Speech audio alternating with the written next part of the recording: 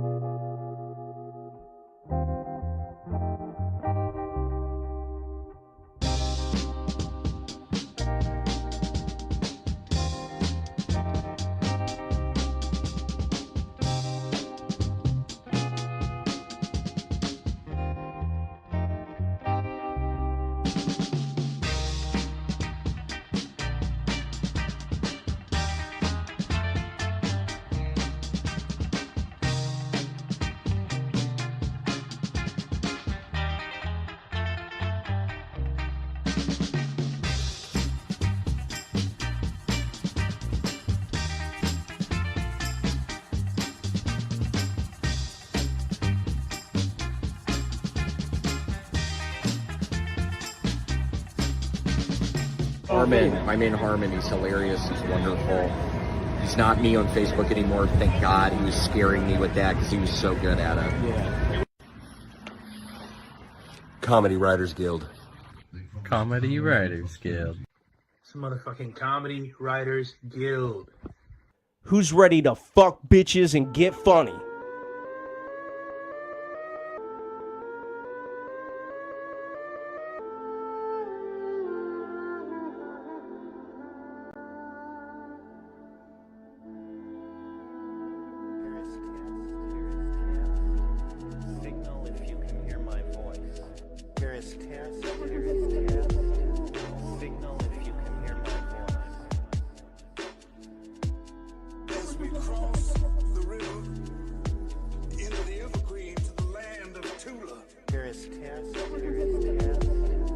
Signal if you can hear my voice.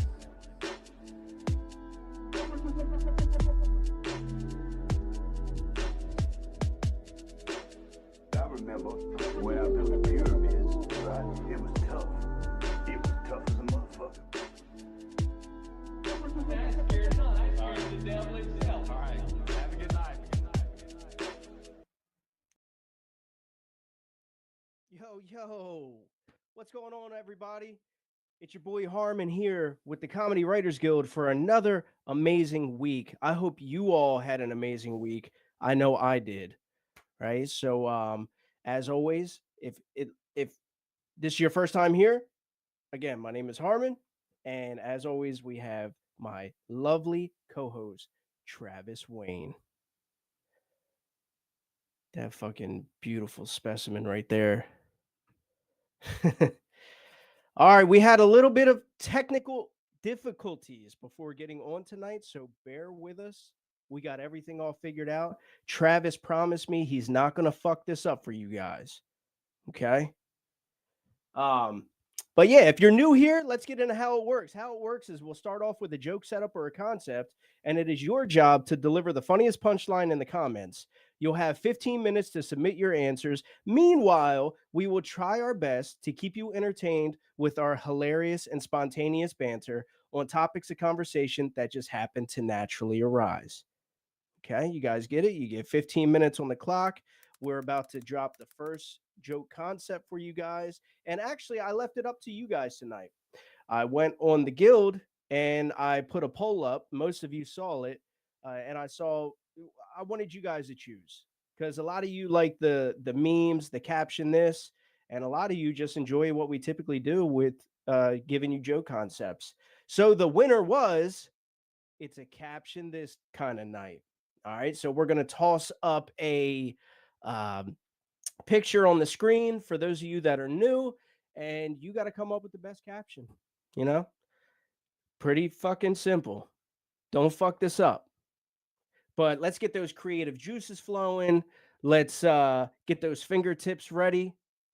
And this is our first caption of the night. Travis, if you will. Look at that. Yeah, there's our real first caption, not the first picture I just posted of Richard Nixon staring down a bunch of aliens with a chainsword. Yeah, what was up with that? I gave you guys like this poll, right? And so just two things on there: regular concepts or caption this. Somebody said how Nixon single-handedly saved us from extraterrestrial invasion slash enslavement, which is pretty fucking dope. So Travis made that image for that. Whoever that was, Jason, I hope you are watching. But that is not the first joke meme. That is. What the fuck you guys got to say about that? A couple things that didn't make the list that were added to the poll. Why short Mexicans make best lovers? And I have to say, I was kind of shocked to see that wasn't submitted by Juan Sancho, a.k.a. Sancho Pancho Comedy. But that was added. Oh, I take that back. That was added by Juan Sancho. Go figure. Andrew DeHlinkier. I love saying his name wrong every single time. I think Travis gets a kick out of it too. But Andy Dellinger said bidets. No, that was last week. We had Ryan say, how much should paying for feet pics be? There's only one answer to that. It's free. Okay, so we're not going to use that. Illegal activity by Matt DeWalt Atkins. Illegal activity would be paying for feet pics. So we're not using any of those. We're doing the caption this tonight. So let's get down to it and bring on our very special guest. Our special guest has been on multiple times. Very funny woman. I was telling her the other day that the thing that I admire about her work is her actual writing ability. She writes phenomenally. I've seen a few clips of hers. She's very funny. She, as mentioned before, has been on the Howard Stern show numerous times. I don't have the movie near me, but she gave me a movie of Beetlejuice, so I appreciate that. So let's bring out April Burke. Hi guys, hi everybody. Hey. Hello. Hi. Nice to have you on for the third time, right? Yeah, it's nice to be back. Yeah. We can always count on you making it on here because you're actually funny. You're not like Pickle Rick. So, Well, thank you. thank you for coming on. I appreciate it. And I'm trying to navigate what we should talk about because you have been on so many times. But we can run over some things that we've already said before, but this was like way in the past. The number one question that I ask, is what does your creative writing process look like to you? My creative writing process, it usually the best stuff comes out when I'm depressed or not feeling very well. I do have ADHD, so I will rewrite and rewrite and rewrite and rewrite a million times. I'll write with pen and paper. And I just bring stuff from my real life, things that have happened to me, and just put a sexual kind of dirty, perverted twist on it.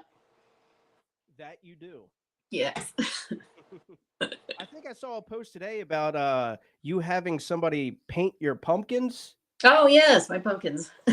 Yes. Yeah. My boyfriend, Sean. Yeah.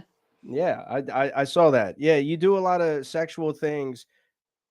What do you think about people talking about when women talk about sex? It's just like they overdo it.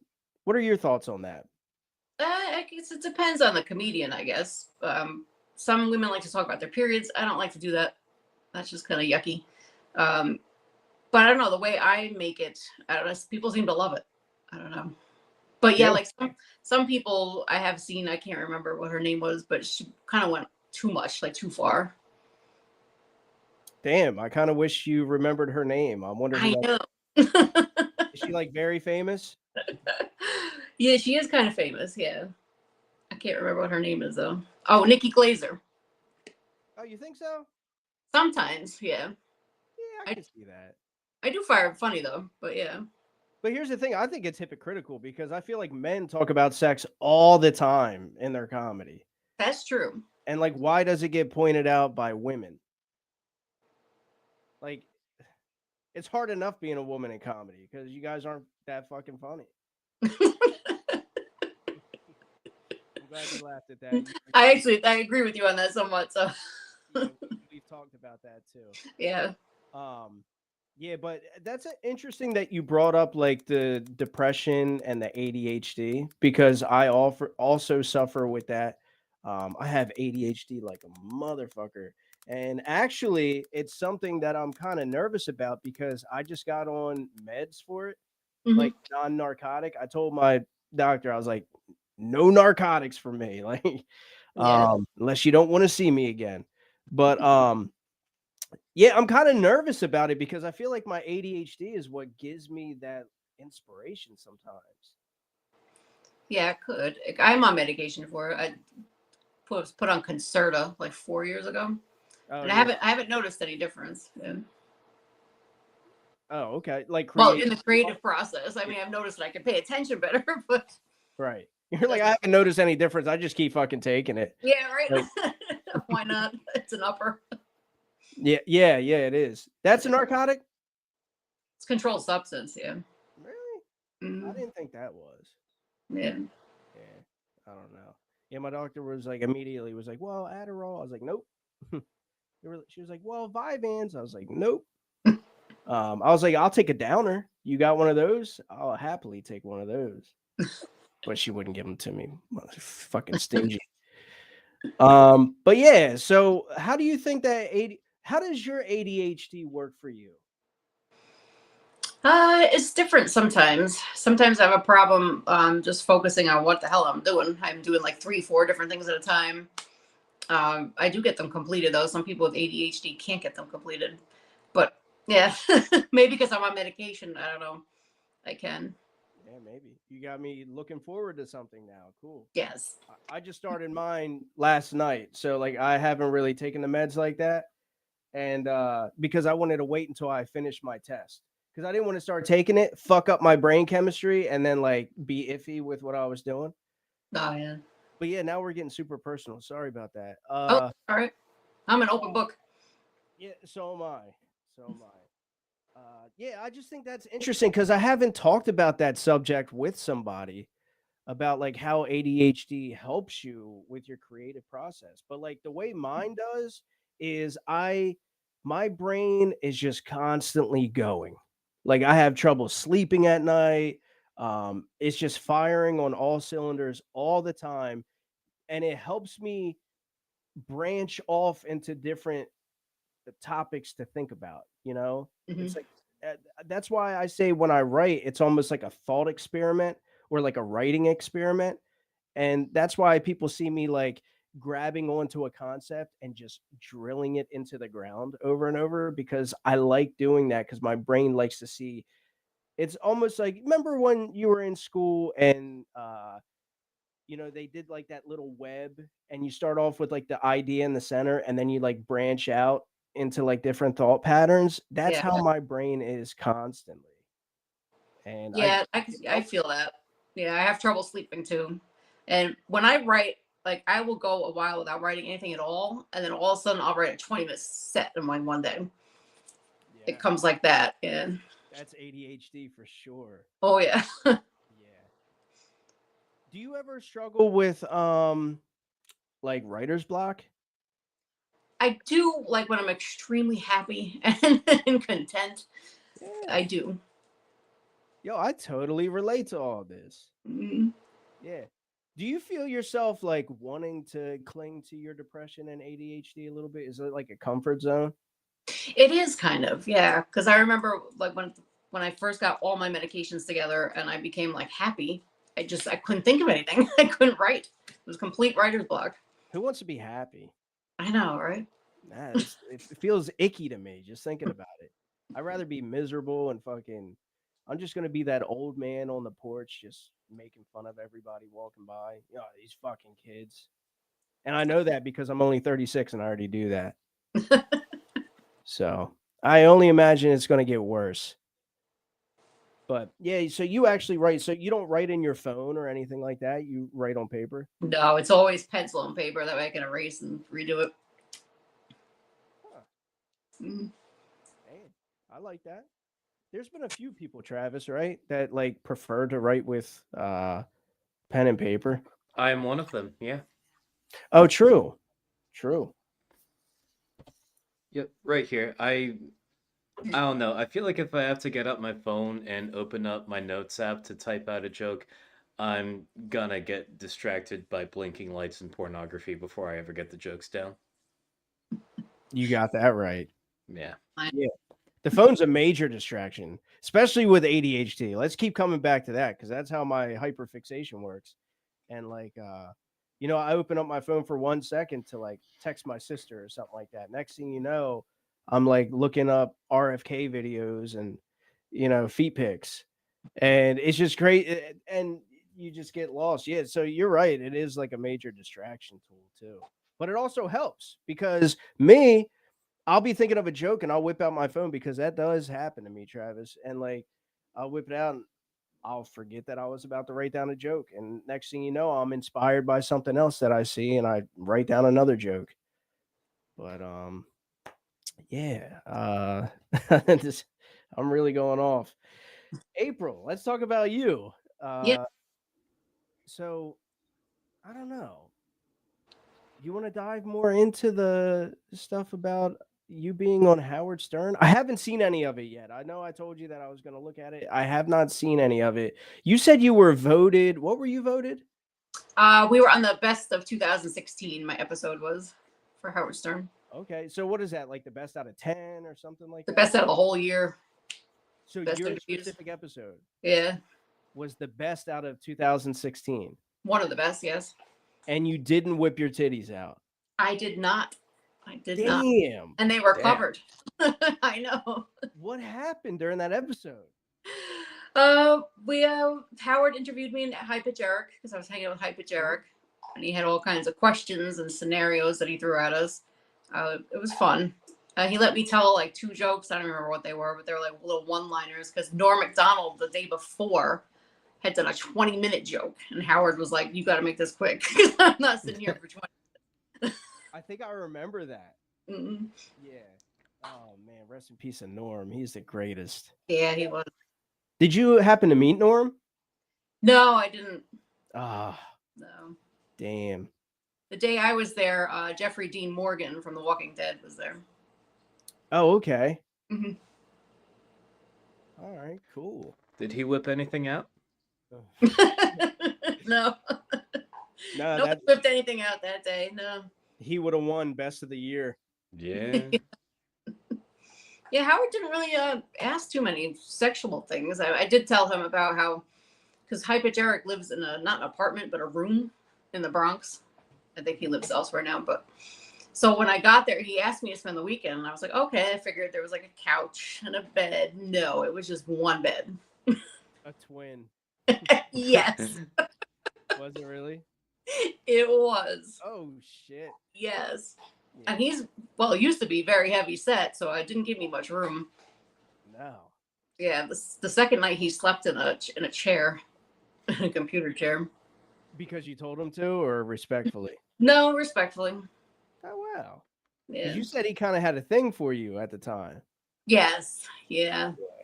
He was in love with me. Yeah. I wanted to be his friend, but that's it. But that wasn't enough. So. Was he the one that kind of got you on Howard, or you got on through your own merit, or how did that work? He got me on. He said Howard wanted to meet me, so I wasn't sure. Raving about you to Howard. Yeah, he must have been. That's awesome. That's a fucking. You could write that on a resume. Mm-hmm. But then, like once High Pitch Eric fell asleep at night, I in his bed I was watching Pornhub and rubbed one out while he was sleeping. So Howard thought that was quite interesting, and High Pitch didn't even know. He looked at me like, "Whoa." Let me tell you something. He was not sleeping. Oh, no. No man, just any man will wake up to like a pot of macaroni being stirred. You know what I mean? Yeah, he was doing one of these numbers. Probably. Damn. But didn't you say there was like a little like thing between two people, like him and somebody else? Yeah, Ass Napkin Ed. He's a friend of mine too. He's Ass Napkin Ed? Yes. He used to live in a place where all he had was a bucket to go to the bathroom in. And he couldn't properly wipe, so he used to leave a little piece of toilet paper or a napkin in between his buttocks. So he got the name Ass Napkin Ed. Yo. Was he like a regular on Howard Stern? I never heard of him. He was one of the Whack Packers, not one like really well known, but yeah. Okay. Because I can understand like some of the nicknames, like Gary the Retard, obviously, Beetlejuice because he has a small head. Yeah. You know, what was it, Stuttering John? Yes, Stuttering John. Stuttering John. Like all those make sense. I feel like the lowest man on the totem pole was Ass Napkin Ed. Yeah. What the fuck? But yeah, he called in during the interview, and him and Eric were kind of like fighting over me, who was going to marry me, and Howard. Was that on the episode? Yeah, he called in, and oh shit. Howard told me I attract morons, and I agreed with him. Damn, I would have been like, "Why, Howard? Do you find me attractive?" Yeah, I'd like to bust his balls, but yeah. Oh, I just had a question for you. Good one that we haven't talked about yet. All right, so you said it before, but maybe you've written a new one since then. But do you have a favorite joke of yours to tell, or maybe one that hits the hardest? Oh, that's a good question. Yeah, I did tell you the first joke I ever wrote, didn't I? Yes. Yes. That made it into a clip. Yes, it did. Yes. I attract toxic men like it's a kink. If dicks were red flags, I'd be in a gangbang. That's one of my openers that I like to use. Okay. Yeah, a lot of your stuff is sexual, huh? Yeah, it's not all sexual, but a lot of it is. Yeah. That's the thing. I think mine is too. I tell so many jokes. I have people all day tagging me in foot fetish stuff. And I'm like, dudes, as much as Travis would like to say it isn't, it's a bit. Travis? No, I'm just gonna keep my mouth shut and not hijack a second interview of April's to hash this one out. So we'll just go with that for now. and I did not pay him to be quiet, folks. So what do you? I think I asked you this. I can't remember. What do you plan on doing with comedy? Like, do you plan to pursue it? Get bigger, be a writer? Because I really could see you as a writer. That is what I want to do. Be a writer. Yeah. Nailed it. I knew it. That's my goal too. Like, I would love to write for something or somebody. You know, do you have like anybody who would be your dream person to write for? Ooh, that's a tough one. Because all the ones I really like can write for themselves. Yeah. Cool. What about a writer for like a sitcom or a TV show? I would write my own sitcom about dating because I have had horrible, horrible experiences that I think would play well on screen. My friend Nick and I, he's a widower. He's the husband of my best friend who passed away. And he's got his own perspective of dating too that's been a nightmare. So I kind of want to put something together like that, some kind of dating show. Oh, that would be neat. I would read the shit out of that. Yeah. If it was on audiobook. Nah, that's a good one, Travis. I didn't think about that, like writing for something, because that would be cool to like maybe not SNL, even though SNL is like, you know, oh, I made it, you know, but it's really kind of corny nowadays. It is. That's why it needs new writers.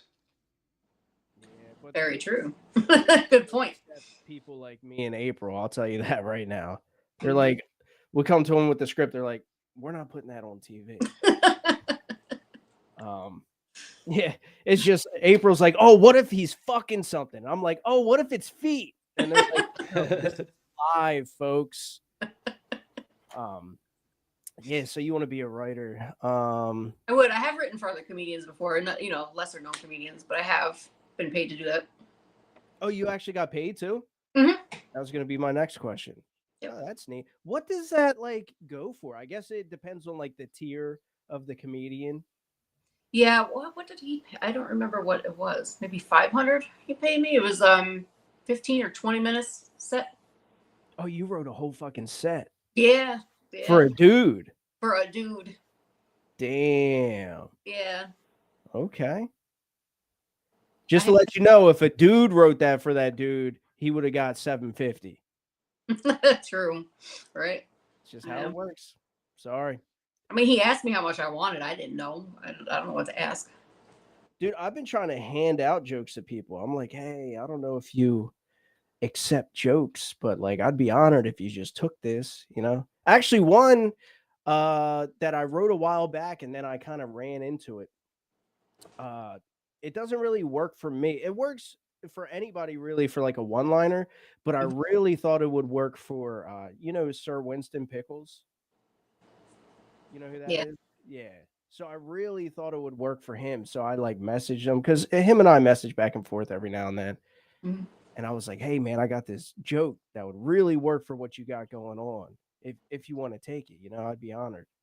He just left me on red. I was like, damn, I can't even give fucking jokes away. No, yeah, right. What's up with that? You're out here fucking selling them. I've written best man speeches too. I've gotten paid for that too. But 100 for those. Don't they kind of have to be personalized though? They do. They tell me about the spouses, and they tell me things about them, and then I kind of just incorporate it like that. Yeah, hey, I mean, if you're a good writer, you're a good writer. So like, it only takes a little bit of information to get that out. So yeah, you make a good point. Yeah. Damn, I didn't know there was a market for that. I didn't either. I got approached on my comedy page on Facebook about it. Oh wow! Like on your personal account? No, the other one that I have. The professional. Link in description. Oh, you put it, Travis. See, that's why I fuck with Travis. Yeah, sometimes I don't, but for the most part, that's why I fuck with Travis. Thank you, Travis. Yeah. But also, I'm also the reason why his audio sounds like this tonight. And by that, I mean existing at all. Yeah, true. Yeah. Mm-hmm. How's my audio sound? Good, Travis? No. It's undulating between fine and barely audible. Yeah. I can hear you, We but can yeah, still hear you, but it gets quiet at Oh. times. Why didn't you tell me? I did tell you. Oh, hold on. Maybe if I do. Is that better? Much. We'll see if it There we stays go. that way. It Yeah. was as simple as that. Thank you, Travis. Well, you have the same problem now. It's just that the highs are higher and the lows are higher. All right, we'll fix it. We'll get Dan on the phone. Dan, if you're in the chat, we need your help. He's I've been our audio talking to guy. him too. Oh, really? Yeah. Okay. Let's not take the focus off of April. Yeah. It's difficult just because you've been on and I've been talking to you, and I'm like, what haven't we talked about on the podcast yet? I What's know. something that you would like to talk about? Well, I'll promote my next show that I'm going to be at. Do it. Well, we always do that at the end, but you can do it right now. Okay, November 1st, Arsenal City Tavern in Watervliet at 7 p.m. Where's that? That is near Troy, New York, outside of Albany, New York. Cool. Mhm. You guys heard it. Go check her out. If you're on the East Coast, if you're nearby, I wonder how far that is from me. So Probably do about you do 5 like hours. basically all of your comedy in upstate New York, or do you like venture down into the city or to other states? It used to be all New York City until I had my son. So now I do it upstate. But I did perform in Rhode Island, Massachusetts, Pennsylvania, Ohio, those states too. How would you say clubs like that compare to the clubs that are like inside the city? Way different. Yeah, pretty much way different. It's cheaper. Cheaper for You can park. yes. And there's no bringer shows. It's like you get paid to do it. There's no bringing people to get on stage or anything like that. New York City's a lot of that. A lot of bringer shows. What about the crowds? The crowds, I think they're better up here actually. Yeah, Because how's- they seem to let loose more. They'll drink more. They laugh more. Like that. Yeah. so you would Because say in New York City, when you're on a show in New York City, there's probably like 10 other comedians on the show with you. It's ridiculous. It's a lot. Oh, Yeah. wow. Yeah. So would you say that a drunker audience is a better audience? Not always. But my last show was with an older crowd, which I've never done before. It was at Elks Lodge. So everybody was, I don't know, 70 and above. So it was a little different because I'm telling, sexual jokes and looking at Yeah. grandma right in the eye. Like she's just looking at me. She did laugh, but You posted that one or you sent that one to me, right?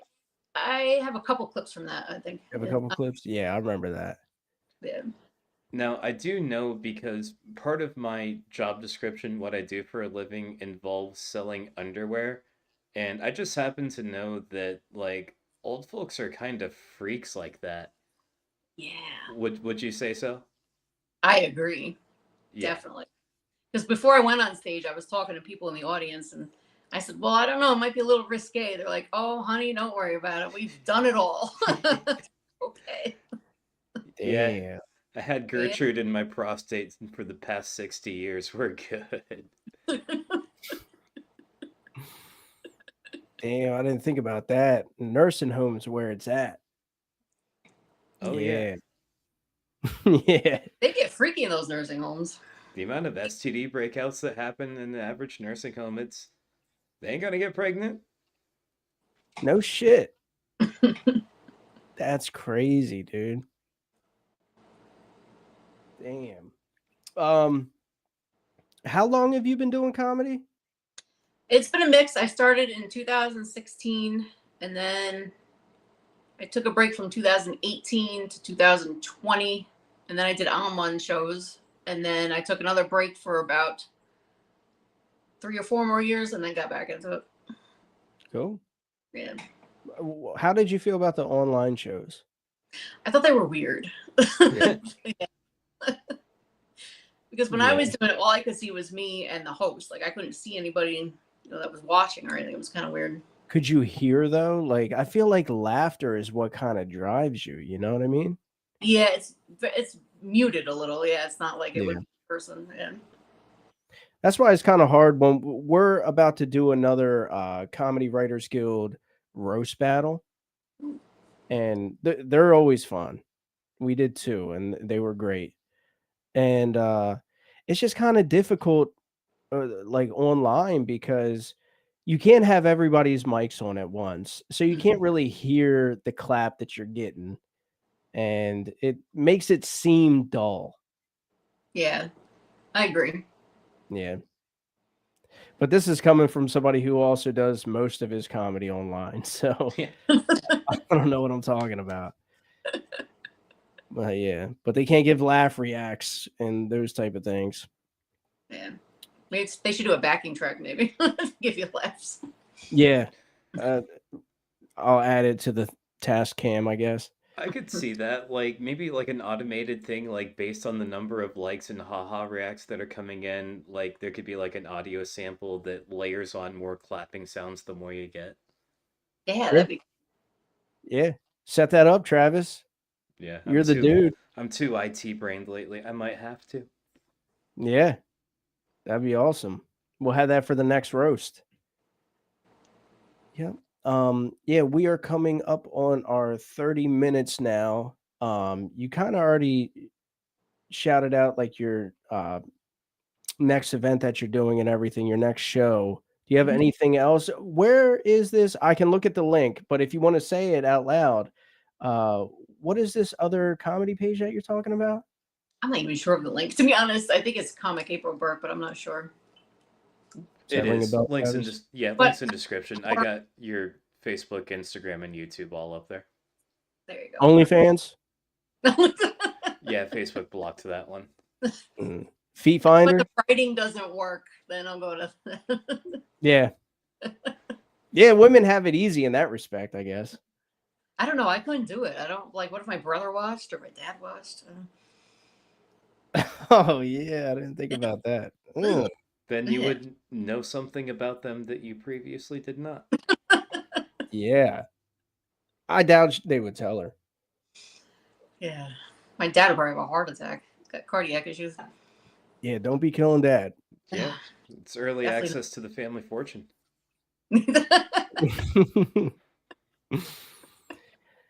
Well, as always, April, it has been a pleasure. You're always fun to talk to. You have a lot of experience. And if you guys aren't just even following her on Facebook, head over there now and follow. I really do admire like how you write.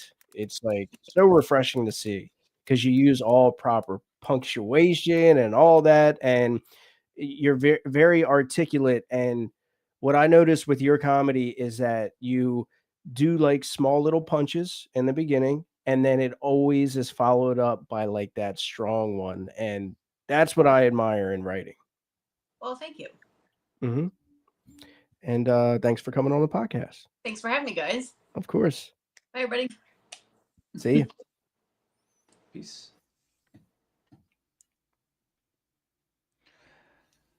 I was about to say, don't make me kick her off. I don't think I could bring myself to do it. All right, I'll do it. You got to do it. I had to do Give it. her a little bit of help. All right, that was April Burke, everybody. Travis, how is my audio sounding? You sound perfect now. Cool. Yeah, Perfect. no issues. Sweet. All right, well, you guys know how it works. We there's nothing for me to read. It's a meme episode. Travis, thank you for moving that to the center. Yeah. And if you will go ahead, how are people reacting? I'm seeing a lot of right on April. She's eloquent with her filth from Becca Swanson. She is. Adam Weathers suddenly wants milk for some reason. Yeah, people are loving it. We're having a great time out here. Yeah. I suddenly have a hankering for milk myself. Yeah. It's kind of odd. All right. Sorry, I am I should have done this a bit ago. All right, yeah, now I have the comments up. Cool. All right, let me scroll to them. Yeah, it's my bad, everybody. It's stuff and things, and I forgot to threaten the people to react to jokes, so hopefully people reacted. God damn it. Nope, they did. All right. The first joke comes from our closer, Jacob Offender D. Legal, and he said, "This guy looks like the guy that fingered Freddy." Wrong movie, but I like it. Next, we have Mr. Clinton Patrick Kofia, and he said, "How my kid looks after he rips ass in the car." Yeah. I love that you did his voice too. How else? Next, we have Brian Lewis, and Brian Lewis said, "So you're telling me there's a climate?" Great reference. That's already the winner in my eyes. All right. Next, we have Lexi Nicole Lego. Lexi said, "I thought that was a picture of fucking Jim Carrey. Holy shit, I'm mind blown." Not a joke, but people loved it. Quit simping, guys. That wasn't even fucking funny. All right, now we have Dino Rodino simping for me. Again, I got enough reactions. He said, "I like how the photo almost lines up with Travis." I'm glad you do. Kyle was complaining about your mic.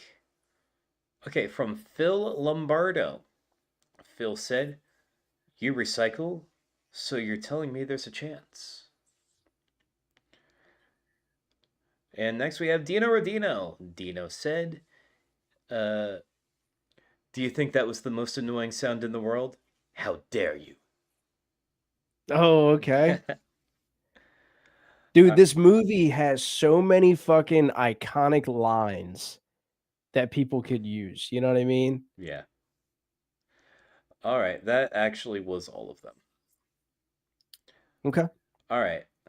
So there would have been a tie, but one of the people who tied was Jacob Offender D. Legal with "This looks like the guy that fingered Freddy."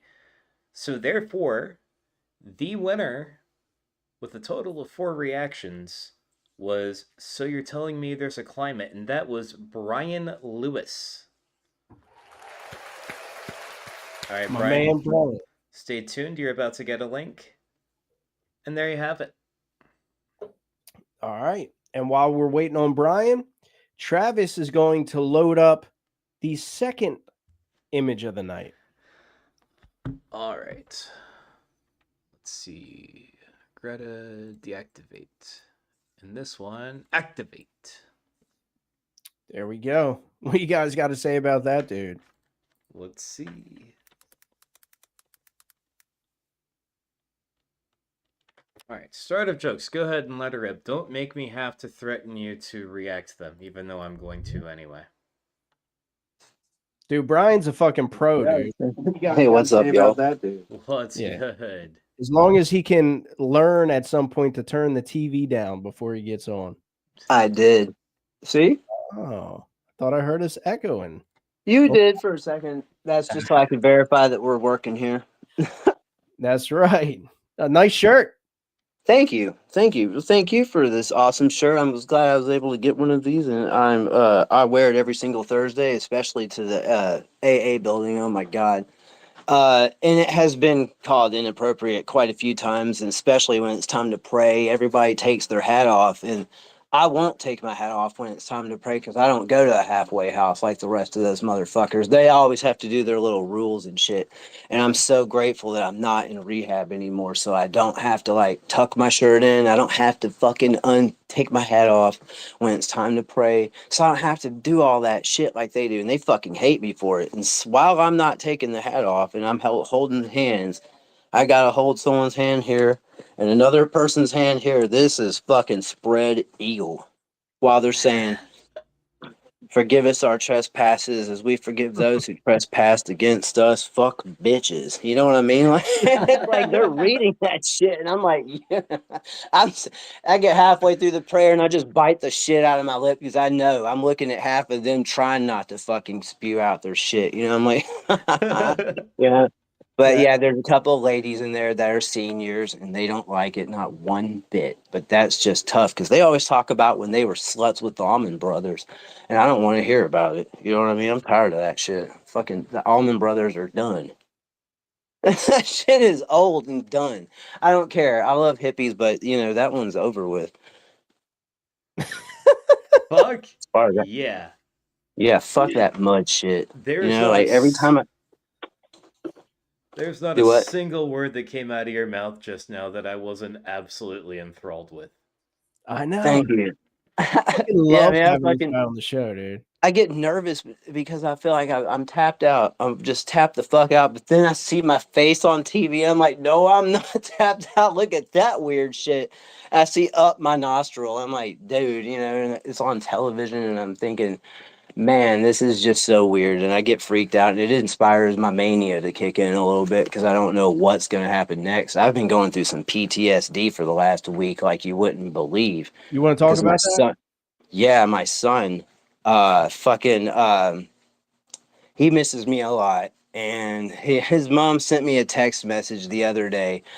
She said that he went to the counselor because a kid was making fun of him because they all know I went to jail a lot because you want to know some comedy gold right here? My mugshots are public. And if you can just meander over to my profile and find out where I live and check in, you can find my mugshots online too and how hilarious that shit looks. I thought about taking them down, but just if y'all find them, go ahead. It's an Easter egg hunt. There's 5 of them on there by the name of Charles Lewis.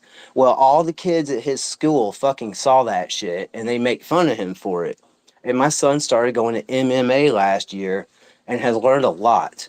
And he showed off the other day and punched this kid in the face. And man, because he misses me, and because this kid made fun of him. That's what his mom said. So it made me get all mad, and I got angry and found out where that kid lives and all this stupid shit. And then I don't know if I did anything regrettable or not through a fit of rage. You know what I mean? I'm like, you piece of motherfucker. You know, like all this shit. I don't know. I So you went and exercised threatened a my kid? do what? You went and threatened a kid?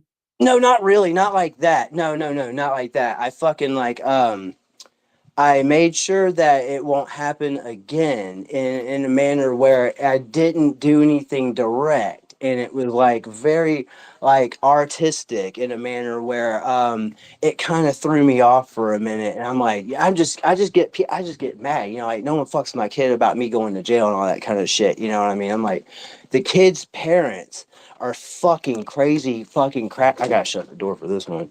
Crazy as fuck crackheads and shit. And like they know my fucking kid's parents, and it's like it's a feudal thing. Oh my god, this is on fucking on the internet. And well, you know, well, I see Travis fucking knocked his picture out. Or what happened? Did I make everybody paranoid? No, we're here. No. Oh, okay, I don't see his picture. No, you know what I mean, but like ooh, yeah. Um, well, yeah, my kid got bullied, and I just got mad about it. And on to the next subject. Here's my kitty cat underneath a blanket. This one's Molly. Yeah. Where's Elvis? Elvis is downstairs. Let's see what he's Elvis doing. has left the building. No, he's let's see what that little motherfucker is. There he is, right down there. What's up, L? Big L? Okay. Oh no, Molly knows what's up. Let me get her. Oh, no, you don't. Molly knows more than me. All right, Elvis, let's do this. Hold on. Woo. Yo. I was just like, oh, it's 9 p.m. All right. already. See that bag? All right, go. Hold on. Oh, shit. Okay. Guys, we're about to witness a man kill a cat. Oh, no. About to witness a cat kill a man. Yeah, we're that. Woo. Okay, got him. He's in a backpack for cats. See that? Yeah. A cat pack. Yeah. So what I'm gonna do? You seriously God. walk around with a fucking cat in a book Yeah. bag? I Yeah, see once this in a every while. day at work. Your AA meetings? No. Sometimes, okay, now that I've got him, shoot, I take him outside. We go to the cemetery once in a while for a walk. All right, now we got it like that. What the All right. fuck? Yeah. Yeah. I Yeah. also love Anyway, having you on because back to I my never kid have to getting talk. do what? I said I also love having you on because I never have to talk when you're on. You just Oh shit, my bad. Yeah, but No, like I was you're gonna say, back to my kid, and all that shit. I'll just put it this way: I didn't do anything illegal. I just I pranked the fuck out of some situational shit. You know what I mean? Like and all no, don't that, and listen. do what? I don't know what you mean. Yeah, good. Fucking like, but yeah, I don't know. It's the first time that my kid's been bullied like that, and it just kind of threw me off and all this other shit. And like, yeah, so like, I just trolled his dad real bad. Okay, I'll put that on the internet there. That's not real bad. I didn't troll him terribly or illegally or anything like that. I just, I put my 2 cents in on that shit. You just And flattened his tires. no, they live in Atlanta, and I live out here on St. Simon's Island. But I'm gonna switch to this one right here. We're going outside. oh yeah, All right. can't be seen without the propeller. No, don't. Yo, I love the fact. How did we just breeze over the fact that this man doesn't take his hat off during prayers in AA because he doesn't live in a halfway house? Dude.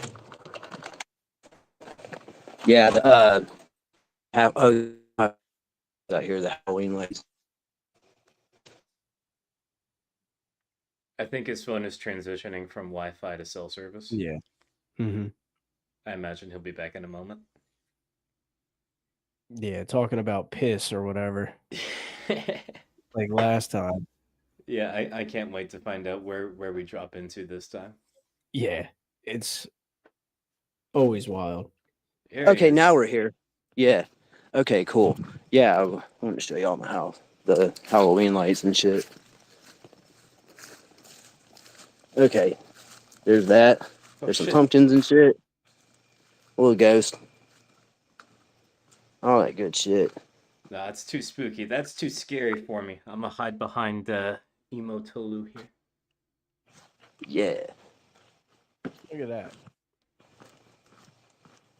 Yeah, All that don't right, look now. like no halfway house I ever seen.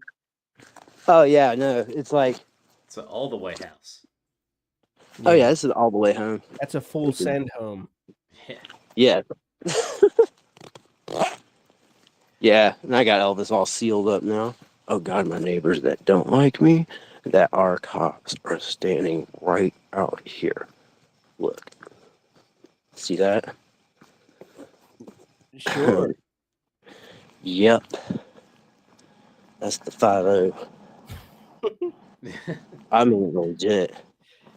Yo, you Completely. need to do like a biography of yourself, dude. One Oh, day. let's talk about that. You're working on a set right now. I know, and I knew you were gonna say something about that, and I got all like, part of what I just told you about my kid punching that kid in the face is going in it, and that's kind of why I got a little tongue twisted back there because I'm meandering that brand new fresh situation into a set for me to. And that's one reason I got a little bit stumbled back there because I felt like when you said, "Did you threaten a kid?" I got so fucking startled when you said, I was like, "Oh my God, what just happened?" Like, like, no, I did not. No. And then, It sounds because I guilty. was like, oh shit. Oh my God, his mom watches this thing. And I'm like, good, she'll watch it later. And hey, Erica. And, and all that kind of stuff. And it just made me go, oh no, they're going to think I did something very terrible to a child. No, I didn't. Yeah, actually, I was on Comedy Writers Guild YouTube page, and somebody randomly commented and said Brian with a question mark. And I was like, who the fuck is this? So I was like, who are you talking about? And they were like, my dad. So so I hit Brian up and I was like, yo, man, I think your kid is on the Comedy Writers Guild YouTube. Do you want me to like block him or something? Because like there's some serious adult shit that's talking about. He's like, nah, he's cool, dude. You can fucking keep him on, bro. He loves seeing me. I was like, okay. Yeah, no, man. Fucking he adores this shit so much. I think he's gonna be a comedian for sure. He's been through so much traumatic shit since the day he was born. He was in the NICU for 6 months. He was born with no live ganglion cells in his intestines, so they had to pull his whole entire large intestine out. It's a disease called Hirschsprung's disease, so he doesn't have a colon at all or a large intestine. So he has a lot of turd issues. I mean, I'll say that it's whatever, you know. But that he's Turd Man Jr. See, I'm Turd Man. He's Turd Man Jr. And I'm back over at the gravesite. This is my good luck spot. Well, Turd Man Jr., if you're watching this, shout out to you, little buddy. And don't let them kids fucking bully you, man. Oh, I know. Because what they'll do is they'll bring up my mug shots on their phone and shit and just be like, yo, look at this. Now, some of them are funny. Look, and some of the comments are like, you know, because I was bald, head shaved and shit and thrown in jail after a ton of benzos and liquor. And fucking, so I look shit-faced. And fucking, so while I was shit-faced, my face looked all smashed up, disheveled, like one eye higher than the other kind of thing. Yeah. And fucking, and they were like, put Dr. Evil pictures in there and fucking conehead shit, you know? And I thought, man, that's just fucking mean, but, you know, because it's public embarrassment.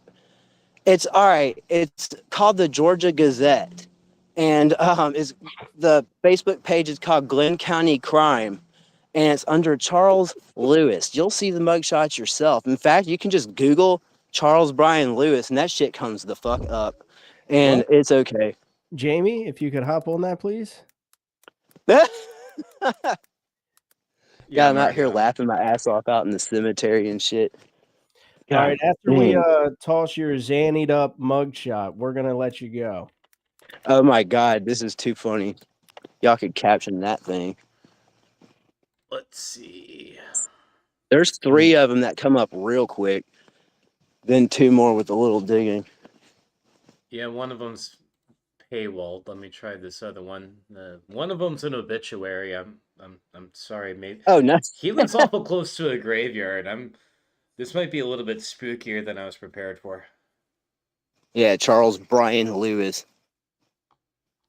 And if it has an age, it's 45. Yeah, I'm old. I'm old. Yeah, so I'm definitely working that.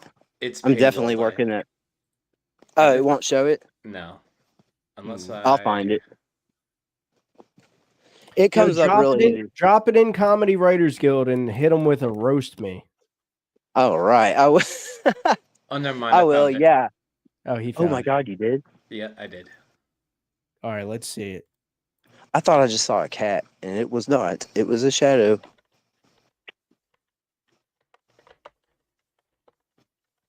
Yeah, man, I'm just so glad my kid's no bitch. He beat that kid's ass, dude. He punched him in the fucking face. Oh, really? But the thing is, he had been messing with him forever, and he just... my son's name is Oliver, and Oliver just couldn't take it no more.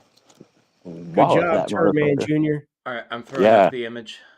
All right, here's the image, everybody. I don't even know which one it is yet. Well, you're not going to see it. Oh, no. You'd have to be inside. He just runs back, gives his cat a concussion. It's I don't know. You look rather upset in the picture. Oh yeah, there's some of them look mean. Yeah. Some of them are really pudgy. The really pudgy ones are the funny ones. You're not pudgy in this one.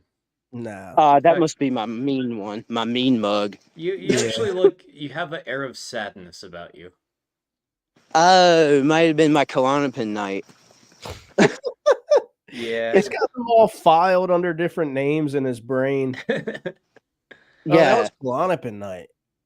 it was. That sad one's Klonopin night. If it's not overweight and it's a little sad, it's Klonopin night for sure.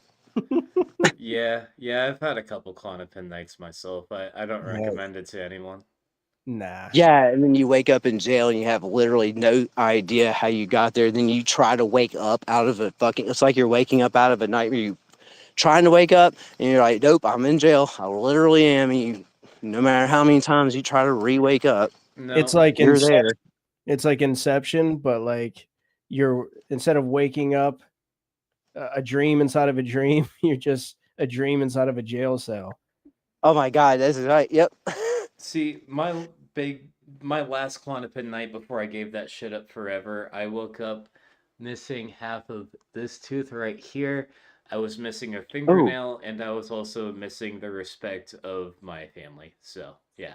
Oh my god. My last one, I fell down the stairs and the newspaper said, or the Facebook page said, drunk guy falls downstairs, threatens caller. And then everybody messaged me after that and said, Brian, was that you? It was totally me. You know what I mean? I fucking, that shit. Yeah, I haven't had that shit in over 2.5 years. I Good won't. job. Hell yeah. Yeah. Good shit. All right, Brian, we're gonna let you go, man.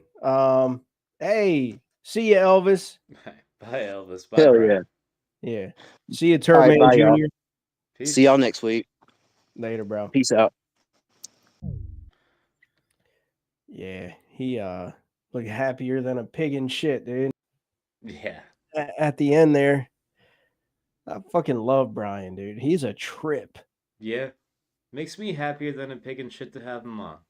Yeah, damn right. Also, I'm glad he's part of the CWG, man. Me too. And a word of advice to Turdman Jr. I would say life doesn't always get a lot easier, and eventually you're going to be 18. And as an adult, which you will eventually be, just know that you're a lawyer, if you have to deal with any more bullies, is going to appreciate an open palm. Open palm. Great advice. Open palm. Great advice. Also, learn to get funny. Practice Yes. those hands, but also learn to get funny. Bullies won't really fuck with you if you got a good comeback. Mm-hmm.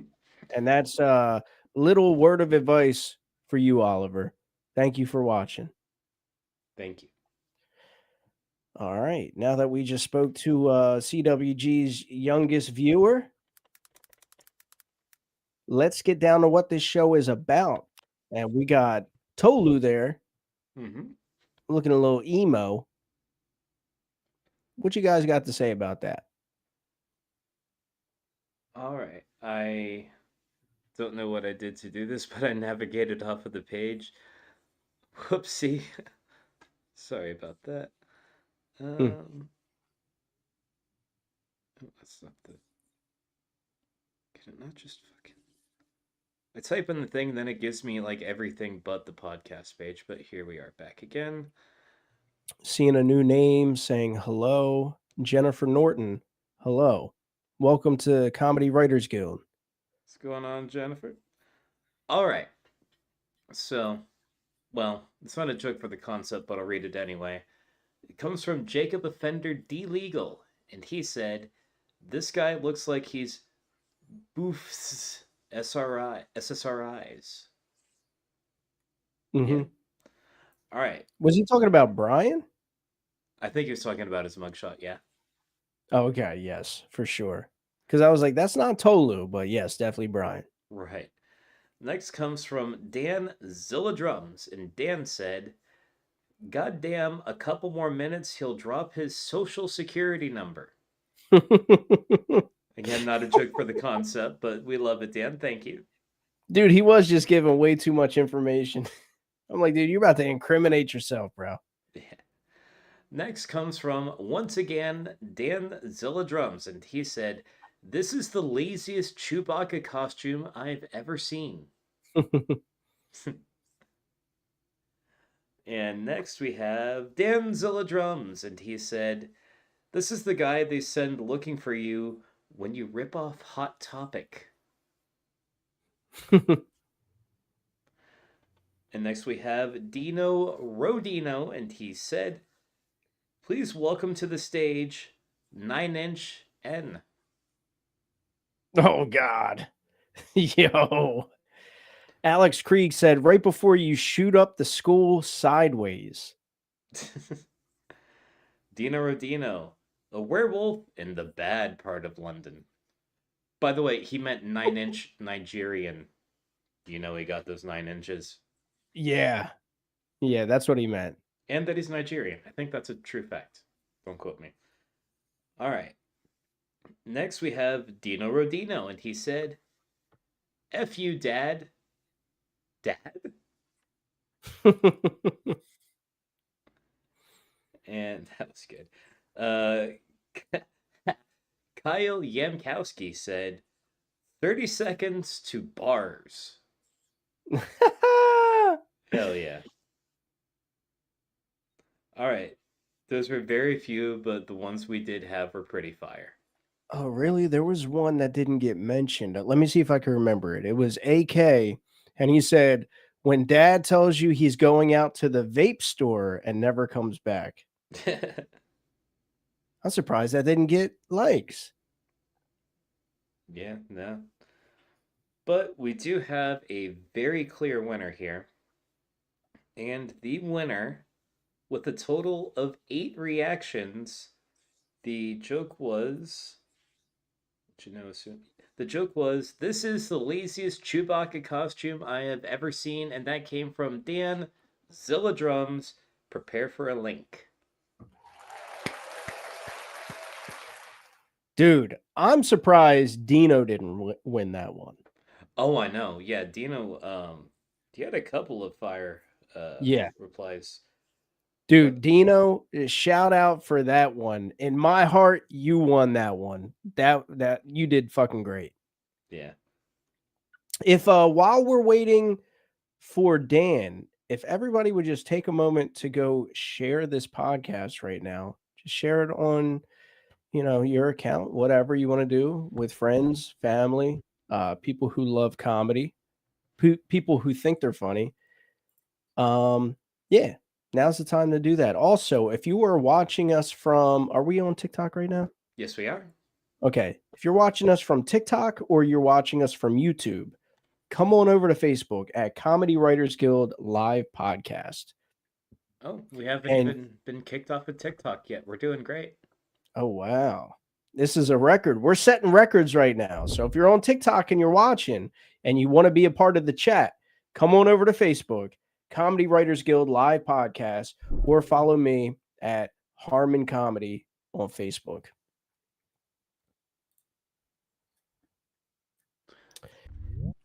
And there he is. All right, you ready Perfect. for the new picture? Yes, and Travis is tossing up picture number 3. Boom. I forget what it is. Oh, yes, I remember. What do you guys got to say about that? There he is. All right. Sweet. What's going on? What's up, man? Not much. I'm always good with the starts. I know. Great start. I'm watching my camera wobble. It looks like it's going to tip off or something. With the... Oh, I can't see it wobbling. Good. But what do you think about Brian? Okay, so that comment that I wrote in the chat was about Brian, not the picture. I got to make that very clear. I was walking around. I was walking around. I didn't see the picture, and I just heard Brian talking. And this is joking. I love the guy. He's awesome. But as a joke, I was just like, if I was a cop, I would beat this guy's ass. And I wrote that in the chat.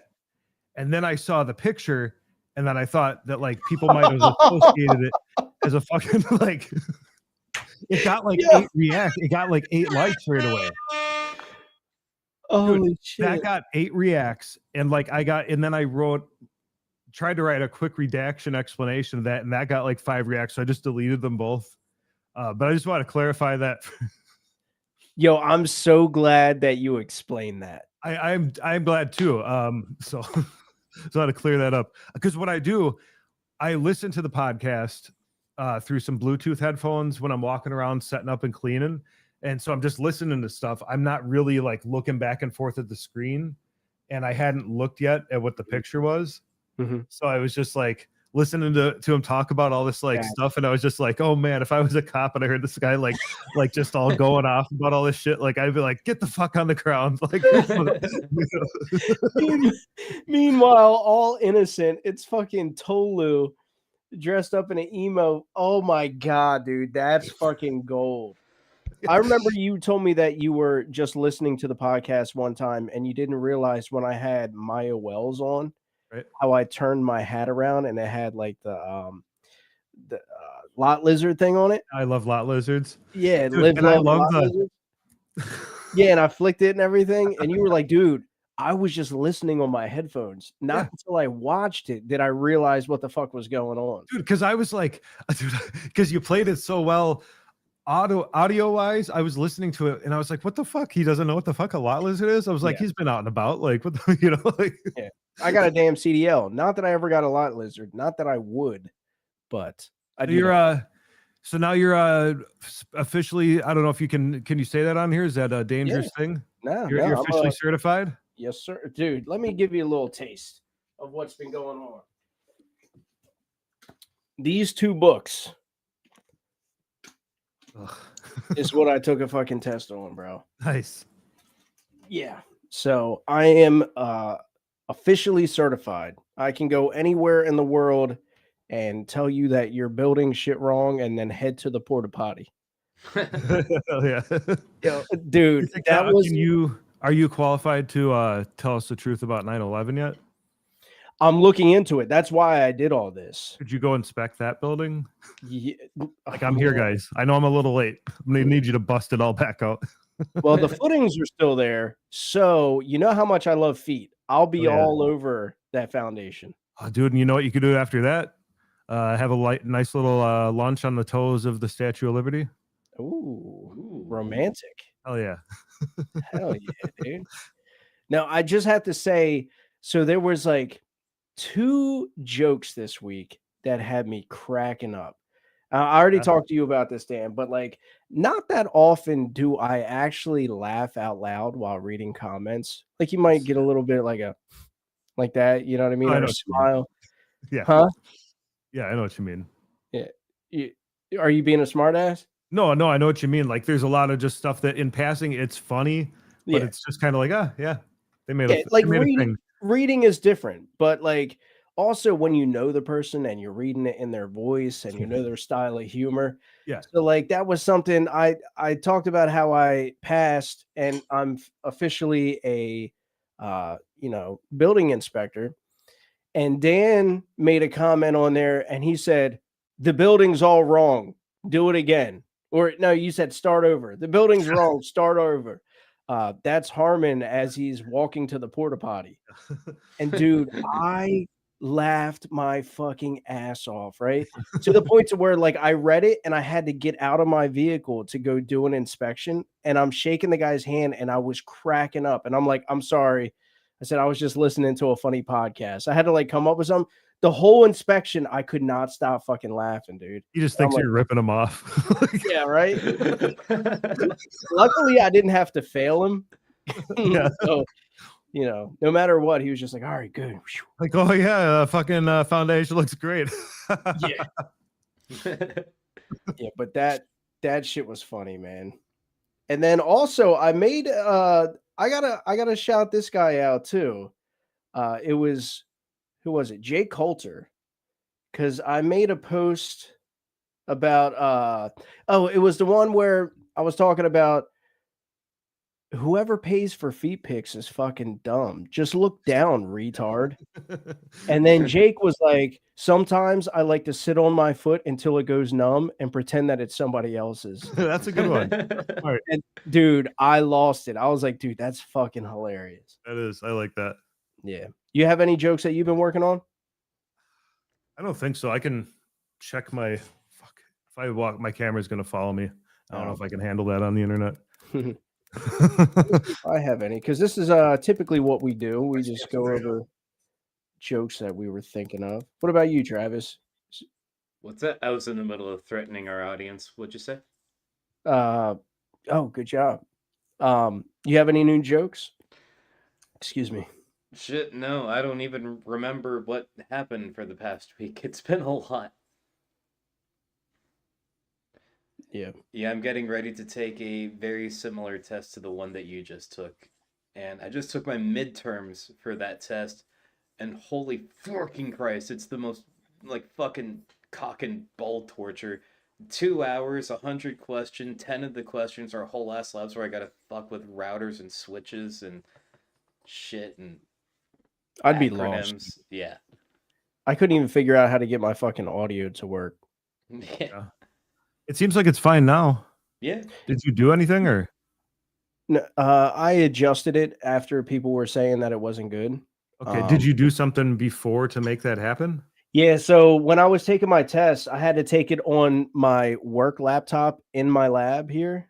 And so they watch you as you're taking the test over, the laptop. So Yeah, they I want to make couldn't sure have- that you don't sneak in somebody else to do it.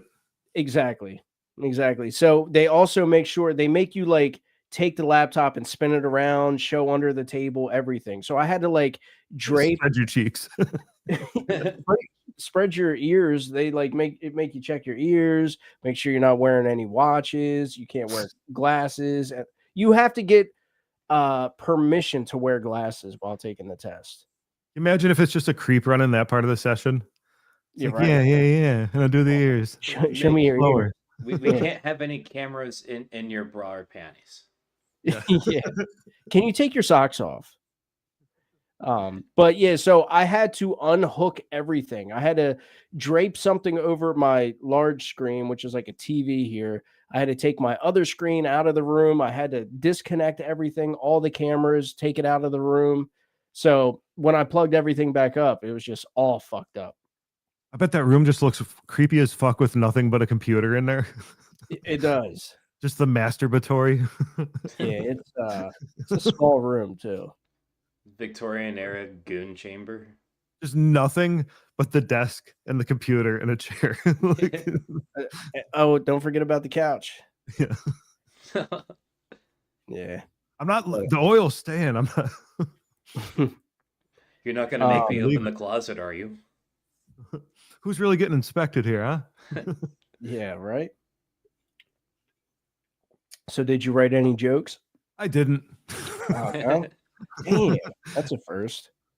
I I have a concept. I just make observations now. Did you know that Charlie Sheen is dating a dude? What? Yeah. That's not very tiger blood of him. I mean, yeah. no judgment, but Is this a joke setup? No, that's real life. But the thing that I had, you just reminded me, the thing that I had to go with it, I haven't crafted it yet. I just wrote that down. Like Charlie Sheen's dating a dude. And somehow throw in there the fact that he has AIDS. Yeah. So it makes sense. does he? Yeah. Oh, yeah. It's fine though. I don't think it's such a big deal anymore, right? Not anymore, no. Is that what tiger blood is? I think so. That's what I took it as. What an asshole he was telling everybody the whole time. That's not news though. Like I don't have AIDS. I have tiger blood. Yeah. I thought like, isn't he in like a lot of like old Hollywood accusations and stuff like that? I mean, who isn't? Pretty much me. everybody. Yeah. I mean, You're not in Hollywood. hell no. Nope. His face was not going on Nickelodeon, man. No. This Nah, could instead have been of Dan producing. Schneider, it's Dan Stinson. Yeah. I could have been the king of Nickelodeon. Yeah, you're like the king of the green slime. Yeah. I'll take it. Whatever. Probably pays well. You were like, can we turn the green slime white? I have an idea. Yeah. Too It's just late, like a I already did takeover of it Yeah, has like this Dan- special power. What should we call this power for the slime? Anywho. Yeah. What else do I got? Is there a picture up? There certainly Yeah. is. I can't see anything on my screen. What does it look like? It's like a Do you have a screen in front of you? But I have the monitor. Whatever are the. You want to make it large real quick, Travis? Oh yeah. Oh him. Yeah, I'll make it large. It's already pretty. There you go. Supersize that motherfucker. No, it doesn't show on the screen that we're watching on. Oh well, no, that I can't do. No. Describe it to me. It's like a 200-year-old hand pointing down a hallway with like a crooked ass finger. Yeah, his finger does the same thing my dick does. It's black. Yeah, and to the same side too. Oh, I can see it on my other monitor. That's nasty. Yeah. Hopefully that's not somebody's family member. Sorry. Yeah, somebody in the chat. Fucking Harry Potter or something. I don't know. Are people making lots of jokes, or is there like 5 jokes? Well, you know how this podcast works. That's what the fuck they're supposed to do. Yeah. What do you? What's everybody doing? Yeah. How's everybody? Yeah. Let's make this podcast fun. Hello. Have you ever thought of just putting everybody on? Oh, that'd be fucking chaos. It would just be Brian talking. Yeah, we could like organize it. Like everybody gets like cards and shit. And I mean, while we're still small, it would work. Yeah. We'll make it work. Yeah. I still think there should be a four-way roast battles. It's just people going in a circle, just fuck everybody. Yeah, we're gonna have another roast battle. Are you gonna be a part of it? I would love to be. I was like, I just came into the group like right before all that stuff was happening. Like I started being in the Discord in like September, and I didn't know. I don't think I even like knew when that was happening because I didn't pay much attention to anything at that point.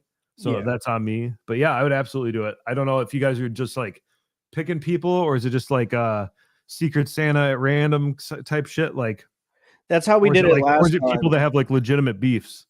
No, so I mean, if you want to choose a person, if people do have a beef, and I think I stated that before, but like people can use this platform for beefs. Yeah. So if like Lexi's shit, it fucking ends now. Who? I said I'm sick of Lexi's shit. It ends now. You hear that, Lex? So yeah, I just like put everybody's name in a chat GPT, said assign them a random number, and then randomize the numbers. And then whoever got linked together, that's who went. Yeah. No holes barred. No. Say whatever the fuck you want. Yeah. I mean, within reason. You know, there's certain things I probably wouldn't even say to people. You know. Yeah, but, you think it though. Well, here's the thing. You got like an A and B list, which is like the stuff that I'm gonna say to fuck with you, and that's nice-ish. And then there's the if you get rough, I go to the to the A list, you know, and then we do that. And then I go to the A+ list, depending on if you're able to do something with that. My favorite one is when I went against I don't know if you saw this, but Trey and Lindsey Campbell challenged me, both of them. Why would you say that was mean? No. You set them both off and they challenged you to a roast? No, I didn't set them off. Fucking rude, dude. They're nice. Yeah. I fucking love them. All right. But so Lindsay challenged me, and then I was like, all right, she like called me out on Facebook, and I was like, all right, bitch, let's fucking go. Right? Yeah. Friendly. And then she messaged me. She was like, hey, Trey wants to get in on this too. And I was like, oh, I could find somebody. And she was like, no, you. And I was like, okay, so you two against me. Let's fucking go. That's fair. And then I ended up saying it was like my my dream, to celebrity couple to fuck or whatever. But one of my favorite ones was I said that Trey and Lindsay were thinking about talking to Tony Hinchcliffe about getting married at the mothership, which makes a lot of sense because they're both named after the two rooms. Is it Fat Boy or Fat Boy and Big Man or whatever? Yeah, something like that. Yeah, Fat Man. That's mean. That's Little nice. Boy and Fat Man. That's what it was. That's not nice. Yeah. And Trey was like, oh, that was your best one. I wanted I wish so bad to be best friends with Trey. I think he's so funny. And I want so bad to suggest to him that he should be Ice Spice for Halloween. With the hair, Fuck dude. yeah, with the hair. It'd be beautiful. I would love it so much. Oh yeah, it would work. Trey, let's meet up. Let's make millions together. Let's do this. Just needs a light Dude, cutting Trey's of blackface and he's set. Light, very light. Yeah, it's light. Yeah. Trey's awesome, man. Yeah. He really is. I talk to Lindsay more just because she's more talkative and active, you know, but Trey, anytime I get a chance to talk to him, I do. Yeah. He's a good dude. All right. Well, that wraps up the 15 minutes. Awesome. Hopefully the rest of the podcast goes well and people like the jokes and do all the stuff. Thanks for having me on. Thanks for being on, dude. Peace. Later, Travis. Peace. Wait, Travis, tell a joke. No. Peace.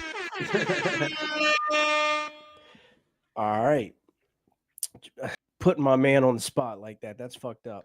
I have my joke book right in front of me. I don't know why I didn't pick it up and just fucking tell one. But yeah. Yeah. All right. So you guys see the image. Travis is going to read the most liked comments. Yes, I am. All right. So first up, we have. I'll tell you to when I find one that has enough reactions. Kyle Yamkowski. And Kyle said, the naked leapfrog session is this way. That was good. Next up, we have Alex A.K. Krieg. And A.K. said, son, you've got a dick vein on your hand. Yeah. And next we have Phil Lombardo, and Phil said, a bottle of syrup that was hotter than the rest. I don't get it. What? Oh, people liked it. And next we have Dino Rodino. Let's see if we can get him on this time. We have beef jerky at home. The beef jerky at home. And next we've got Dino Rodino, and he said, is Pepsi okay? Get your Pepsi. And next we got Phil Lombardo, and Phil said, Harmon's expert level of foot for special occasions. I'm not sure that was related to the picture, but people liked it. And next we have Jacob Offender D. Legal, and he said, this is the hand that fingered Freddy, question mark. He's stuck on this Freddy got fingered shit. It's not a bad thing to be stuck on, better than the finger itself. Hey, if you guys happen to be watching over on Comedy Writers Guild YouTube or TikTok, come on over. Join us in the comments on Facebook at Comedy Writers Guild Live Podcast. All right. And that, I do believe, was all of them. I'm going to hit a refresh real quick to see if we have a clearer front runner here. Let's see. Oh, hang on. We've got some more people who are now within the range of qualifying. I'll read them off. I got Kyle Yamkowski. He said, my dick looks like my finger. But which is which? This one is great. From Steve Kerner. Steve said, EBT phone home.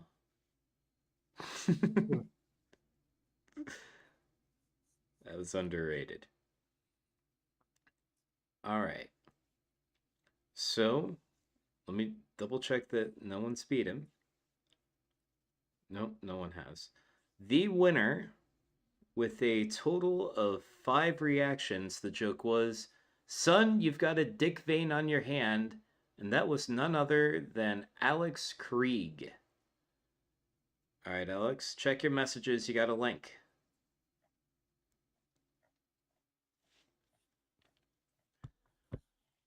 All right, let's go ahead and cut that off of the screen here.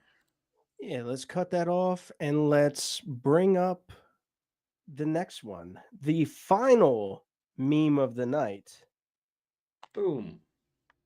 is right there. Take a gander, folks.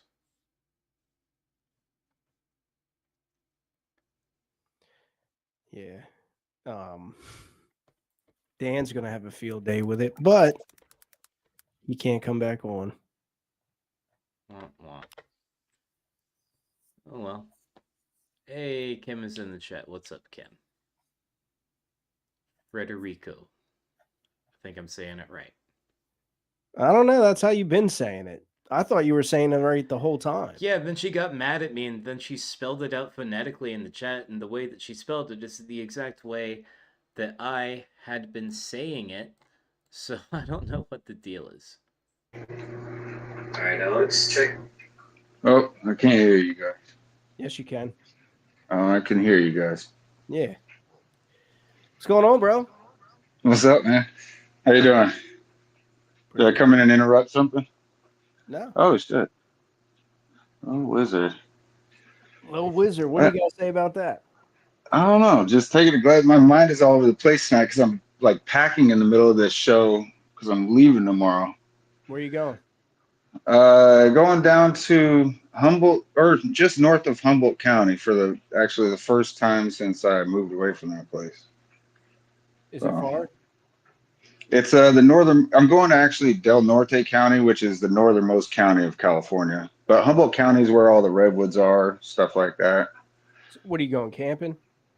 No, just going down. The oldest person in my dad's side of the family died, but she was 99, so she was just like me, almost making it to 6 feet, like we talked about. Is like right there at the edge, and then shit, didn't make it to 100, but you know, lived a good life. Yeah. Well, you think that was her hand in the last picture that we had? That hand looked like my other grandmother on the other side of my family's hand, for sure. Those hands. They were wild ever since I was a kid, but just arthritis all to hell, you know. My mom's hands are starting to do the same thing. Oh, damn. But full of good news. Yeah. Congratulations, by the way, on your passing your test, man. Thank you, bro. Thank you. Yeah. Yeah, if I was Study out real. there, I would be inspecting you and Talmadge if I were around there. Yeah. You put a lot of reading, a lot of studying into being the most annoying person on a construction site. Well done. Yeah, pretty much. I'm just joking. It's good we have you, so you know, corners of buildings don't fall off and things like that. Mm-hmm.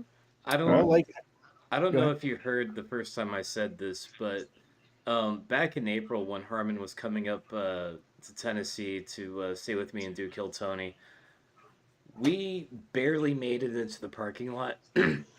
Harmon took every bit of like 3 seconds to just kind of look around the complex. Before I even slowed down the car and got parked, he was like, I've spotted 2 code violations. Mm-hmm. Good for you, Harmon. I can't help it. I can't help. Like, my brain obsesses about shit now. Yeah. And, I've always done that. It's like part of my ADHD. I hyperfixate on shit. So, like, I remember when I first started, I was being trained by this old guy, like this older inspector. And he was like, yeah, I'll tell you what. He said, I can't take a shit in a Walmart without looking around and seeing like what's in violation. And now that's exactly where I am. Yeah, that makes sense. That's a good profession to have with some like ADHD, OCPD traits, you know? Yeah, COPD. Yeah. COPD? Yeah, just walking around not being able to breathe. I said OCPD. What's OCPD? Obsessive compulsive personality disorder. I thought you were going to say Orange County Police Department. No, he was OCD up until like 2005, and then it's like now it's OCPD. Yeah, like ADD went from to ADHD. You know, dude, this is like a Mandela effect. I've never heard this. Well, I'm a doctor. ADHD used to be 2 completely different things. Like ADD was the one that I had. That's just regular attention deficit disorder. That's the one where you're not really hyperactive. You just can't focus on shit for no real reason. And Oh, now, okay. yeah, apparently I'm normal and can no longer get Adderall. Not necessarily, dude, because it's not about being physically hyperactive. Your brain is hyperactive. That's how I am. Because I could be sitting there on the couch, right? And my brain's going 1,000 miles an hour. So that's what the hyperactive is. Like the kids that are just running around acting like assholes in school and everything, they're just assholes. Well, just so you guys both know, I have one of my best friends growing up was is hardcore. I mean, he was on Ritalin, so he was adopted. He was a crack baby to start off with, so his parents didn't really know what to do with him, so they just put him on Ritalin, and then he needed it obviously after a while, and then they kicked him out and cut him off at 17, and then he had to leave Washington State so he could, you know, not hide everywhere he was for a while. But yeah, it was he was a wild one for sure. But Did he I hear- was Go ahead. it was his brain all over the place too. He was also very strong and mean when he'd freak out. But Yeah. Did I hear you say that you were a doctor? yeah, I did say that. Are you actually a doctor? No. Because I don't know what you do, but I feel like AK would That- have been like the first doctor to prescribe Adderall. Like, we can't get this little fucking spastic to focus. Let's just fucking give him meth and see what happens, eh? yeah, That's Adderall, right? Okay, toss me that. Yeah. yeah. Yeah. No, I do like it's mainly construction stuff. You know. Yeah, that's what I thought because Mhm. that's how you and Talmadge met and all that. Mhm. But I didn't know if you changed professions or something. No. I've been like a single dad went through like a big long custody court battle that like I ended up having to like big long stuff, but I ended up like with full custody of my kids at the end of it, but it took like removing the judge who was current like looking over the whole thing, and it took like building a fence around a whole lawyer's yard for trade for her to come out of retirement and everything, and Wow. just help me out. But it was a rough case, but I just had to learn what was going on in the court system, you know what I mean? Because something happened way at the beginning, and I was like, whoa, that doesn't make any sense, but I didn't appeal it, I didn't do anything, and so it was just kind of set in stone. I was unrepresented. Her she was represented the whole time, you know, with legal counsel. But so yeah, so it's just like a lot of life focus has been on that. I mean, I've grown, I've constructed and grown gardens, that kind of thing. Yeah, because And you worked on a house that was on that one show, right? oh yeah, Trey and I both worked on Extreme Makeover Home Edition. That was I think I asked you this. Did they bring in any inspectors?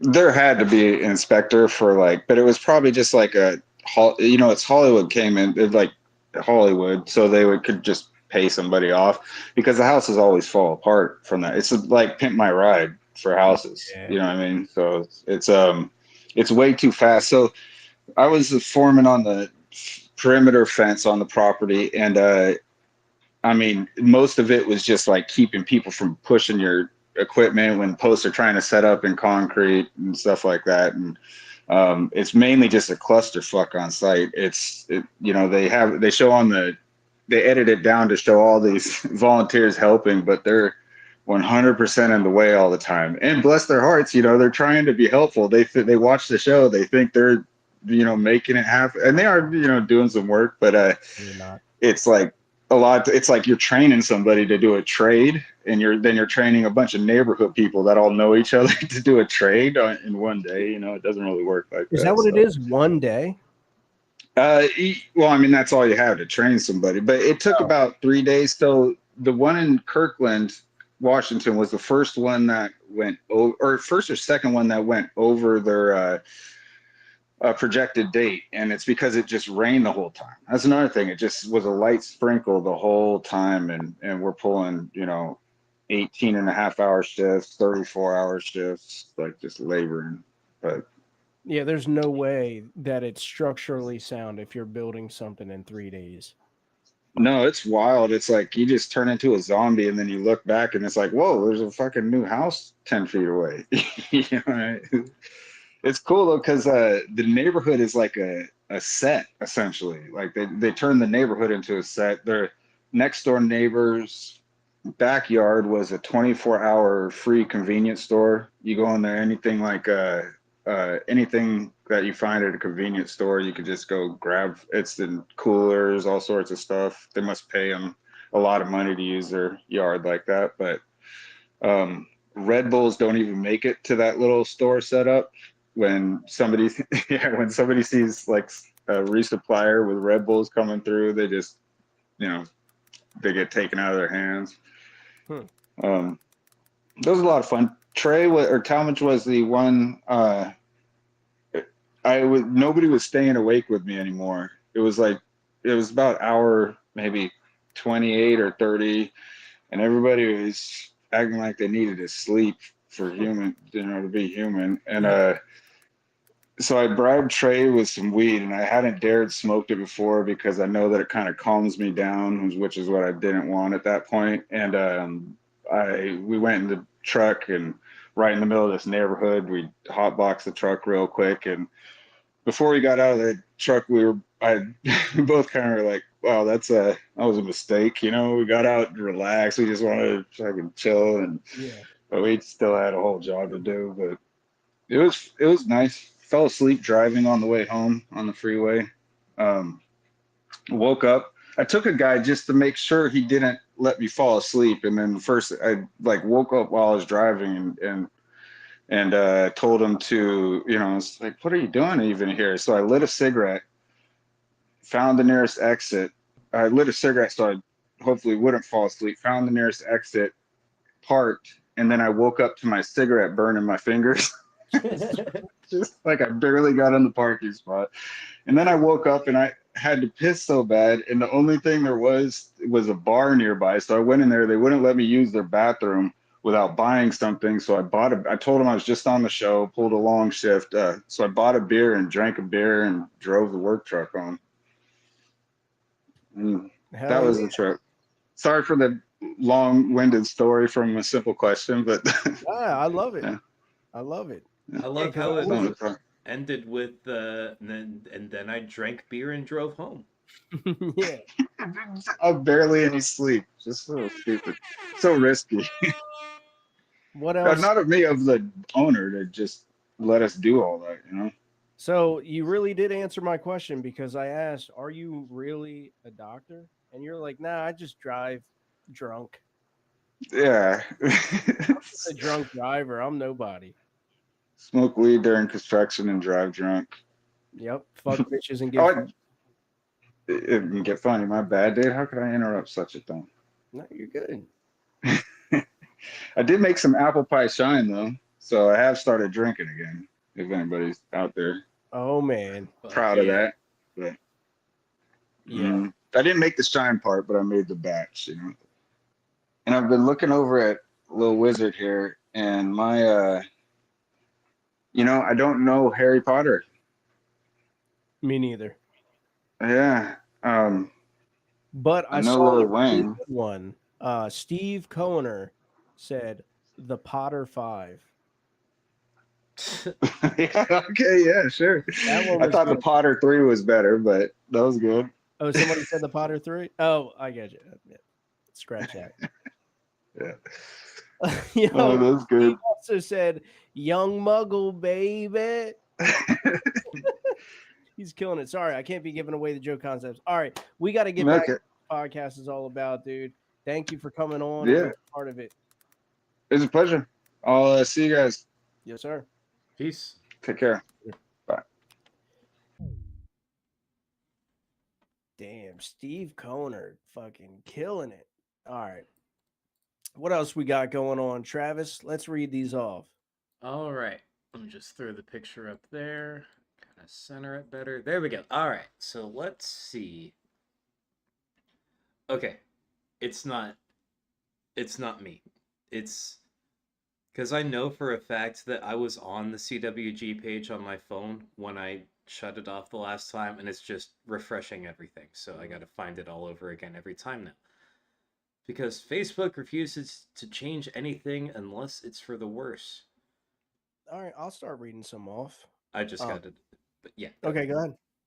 All right, so the first one came from Lexi Nicole Lego, and she said, "Did that mofo just cast a mumble spell on me?" And next we have Clarence Ray Ash, and he said, "Slither in like daddy." Clarence Ray Ash also said, "Real G's move in silence like Gryffindor." Jacob Offender D. Legal said, "Lil Wizard mugshot." And next we have Kyle Yemkowski, and he said, "The soccer who's too..." No, sorry. Soccer, fuck. Kyle Yemkowski said, "The sorcerer who's too stoned."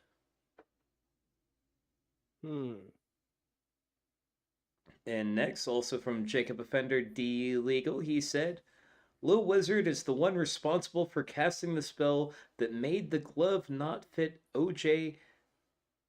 Hashtag OJ Simpson is innocent." Who said that? Offender. Okay. Not bad, not bad. All right, next we have Danzilla Drums, and he said, "This is literally the only way we can stop Diddy." Probably. Justice system ain't fucking work. Dan also said, as soon as he moved into the dorm, like 8 or 9 other people just kind of meander in and out all the time now.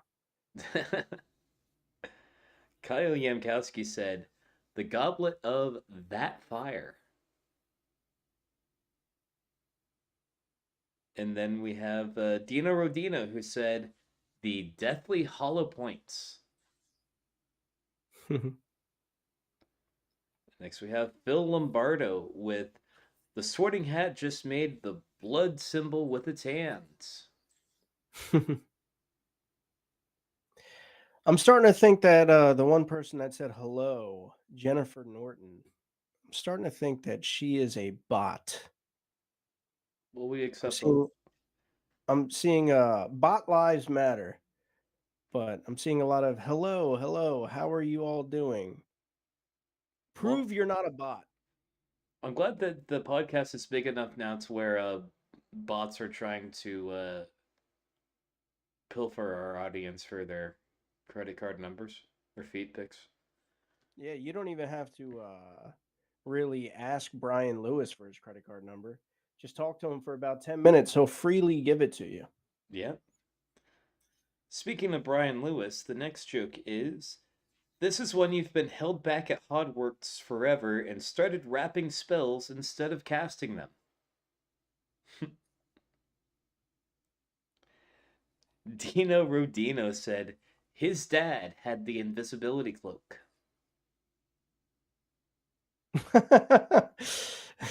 That was good. From Danzilla Drums, he said, "Hari, do you know something about the missing keys?"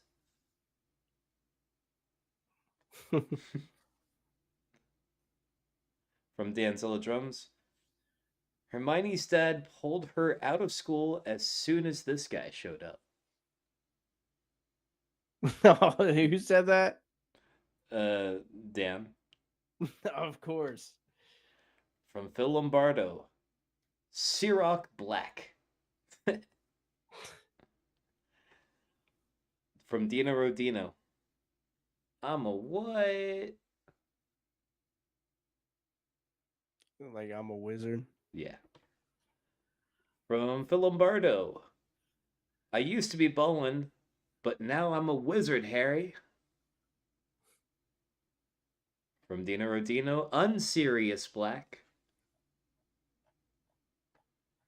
From Offender, Lil Wizard looks like the DEI applicant of Hogwarts. From Danzilla Trums, this kid got really mad at Quidditch. This kid got really mad at a Quidditch game in the stands and stabbed some kid from Gryffindor to death. Jennifer Norton says, "I'm not a bot." LOL.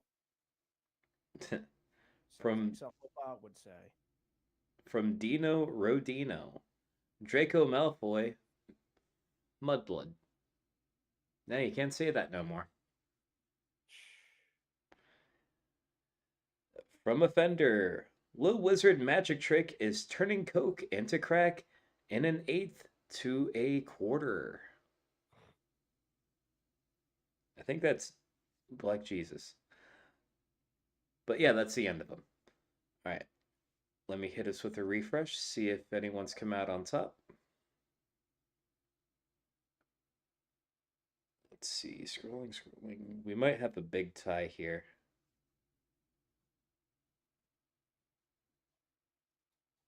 Unless you want to count my threat, which would have won. Which my threat was, people who do not react to jokes will catch the ratata cadavra.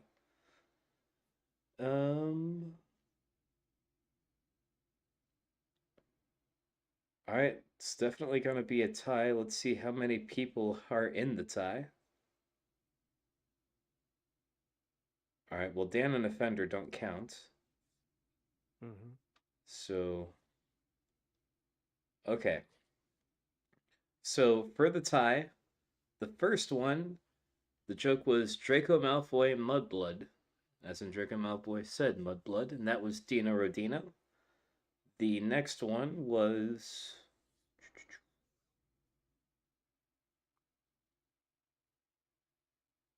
Well, again, Dino Rodino, so he probably wins for that reason. The Deathly Hollow Points, which was my favorite. And then the final one was... Well, I guess it doesn't matter because Dino has them outnumbered. Kyle Yankowski with the Sorcerer, who's 2 stoned, making the winner, and the winner in our hearts for like the first or second concepts, none other than Mr. Dino Rodino. Check your messages. You have a link. Yeah, I gotta say, I don't know. I think that Steve Kohner, I think he won. And I think second runner-up was Clarence Ray Ash. That's just that's why you guys do the choosing and not me. But still, Dino did great, and Kyle did I. Yeah, and Dino, like I said, we're both kind of surprised that he didn't win that first round there. Oh yeah, he definitely won that round. I don't even remember what the joke nor the picture were, but I just remember Dino fucking killing that one. Maybe if I see the picture, it will remind me. Oh, so it was Greta Thunberg. Yeah. What did he say about that? We'll ask him when he comes on. Oh, something about, so you're telling me there's a climate. Yes. Was Hell that yeah. him? Yeah. All right. Let Or me was make that sure. the winner? Yeah, that was the winner. Was it? Yeah. Mm-hmm. We'll see what he says. Let's see if he's actually going to get on or if he's going to make another excuse why not again. He's on! He's on. What's good? Can you hear us? I hear you. He seems pissed. Me? No, I'm good. You mad you got that you won, dude? Nah. You should have won the first one. Oh no, Dan had that for sure. What was your response to the first one? Oh, it shit. was Greta Thunberg peeking out the car. Oh, what did I say? Fuck, now I don't remember. Damn. We were just trying to remember, but we couldn't. I don't know. We'll clip it or something. We'll figure it out. Oh, it was. You thought that was the most annoying sound in the world? How Yeah. Yeah, There you go. that was it. But didn't you have another one? I think you had two. Maybe it but was the second meme, which that one was Tolu. Emo Tolu, yeah. Oh, I had a few for that I'd rather not have my face associated with. Yeah, Okay, that goes I to remember it prove- now. What is it? 9-inch Nigerian. No, that's not the one that I thought would have won. Oh, But well. anyway, that goes to prove the point that people are much more willing to say shit behind a keyboard than they are when their face is being shown. Yeah. You racist piece of shit. Nah. No, I know you're not. I know you're not. How's everything been going for you, dude? Better. I've been going to school like you and Travis. I'm about to take a big test on the 24th. Get working myself here. Nice. Oh yeah. For what? Do you mind saying? No, I don't mind. Certified nursing assistant. I'm going to be a healthcare worker. Fuck yeah, dude. Good luck. They make money. Yeah. Well, sort of. With overtime, yeah. Yeah. Plenty of overtime. Starting at the bottom of the ladder, but maybe I'll move up eventually. Yeah, that's how it works. Yeah. Okay. Yeah, well, you went from insurance and then your boss got assassinated. If only. Well, hold on. Where is it? I'll bleep that out. We don't want that. But yeah, so all right, moving up. When are you taking this test? That's got to be a hard fucking test too. It's. I mean, not if you study for it. It's not too bad. It's like 70 questions and then skills portion. Okay. So what's the reasoning you went into this? Did you well, the wife's breast milk dried up. We gotta see if I can get in at the NICU or something. That's what it was. Dude, right after that podcast episode, he went and tried that breast milk, and he's just been fucking craving it ever since, dude. Most people actually start in the nursing homes. Oh, yeah, that's powdered milk. Or is it a different type of nursing? Could be. I want to work at that nursing home. Yeah. Mama. Yeah. Who was that? Give me 1 second. Steve is asking where the picture is, but Steve, that was the last one of the night, dude. We already did 4, bro. I should probably take down the banner that says caption this. There we go. There you go.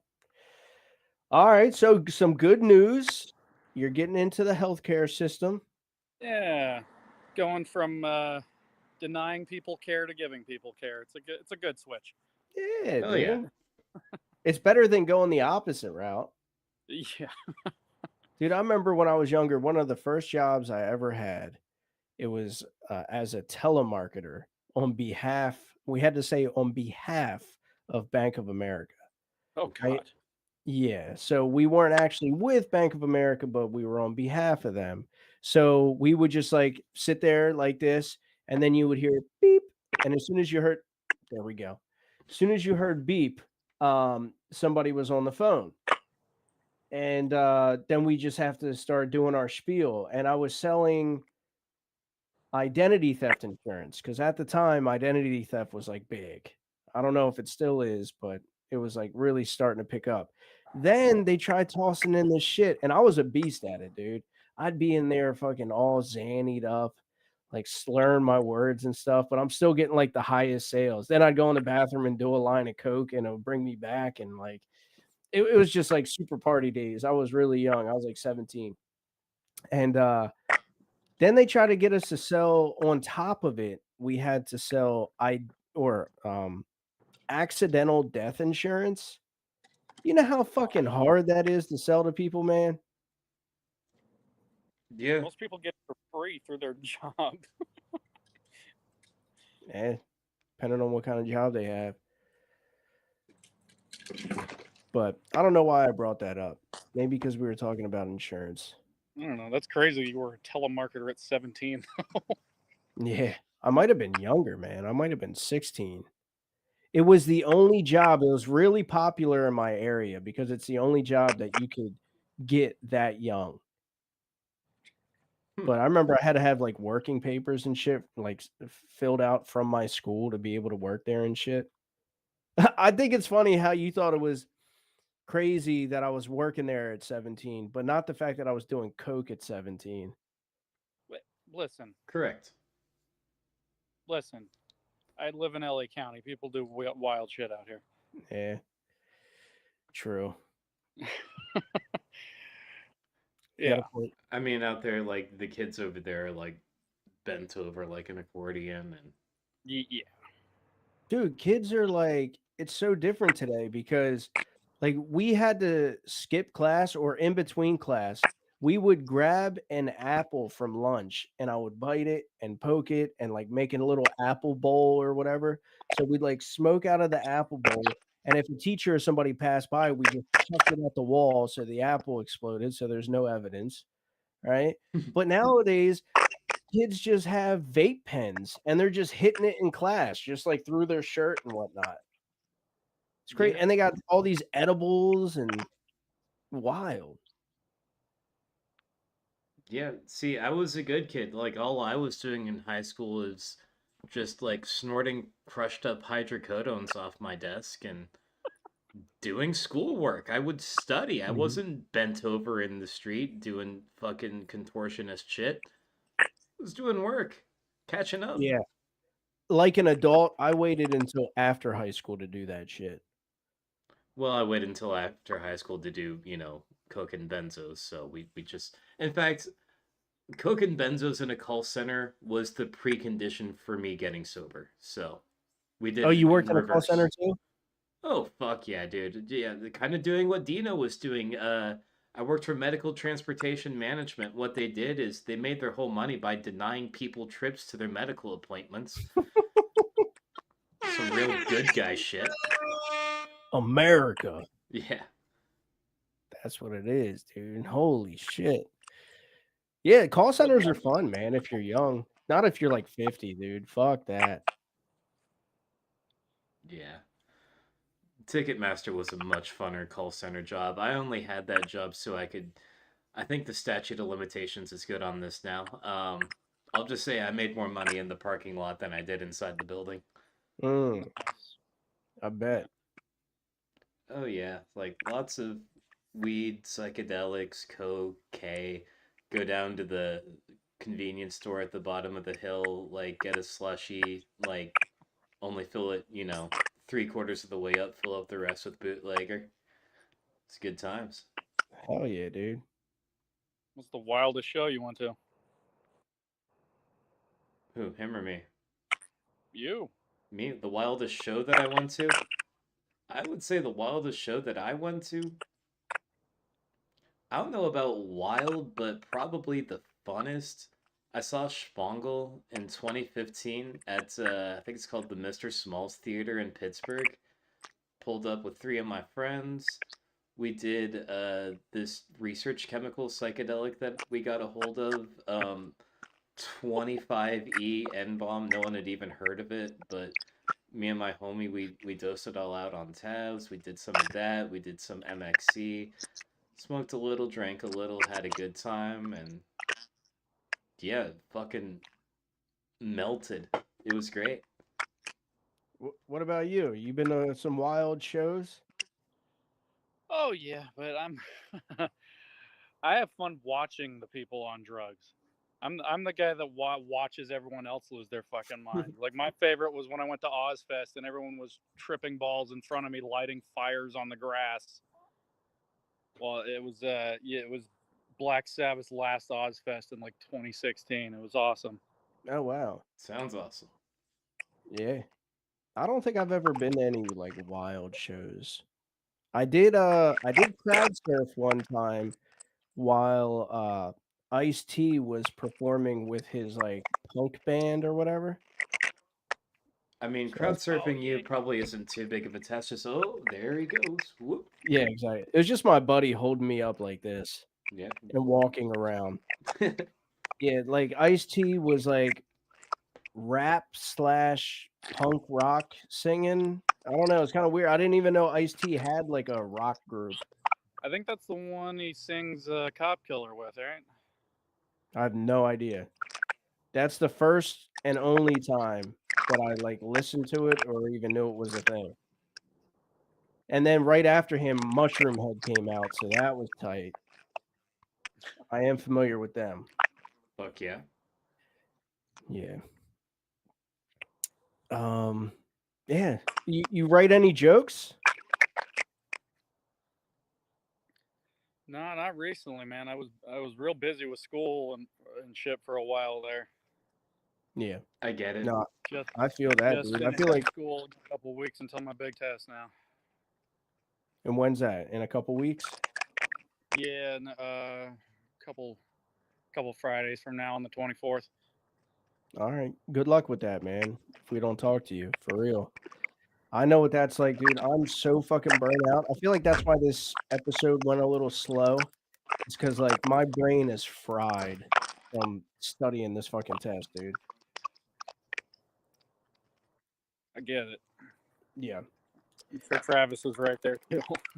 Yeah, he is. All right, dude. Well, we are going to head off and check out what Offender's doing. All right.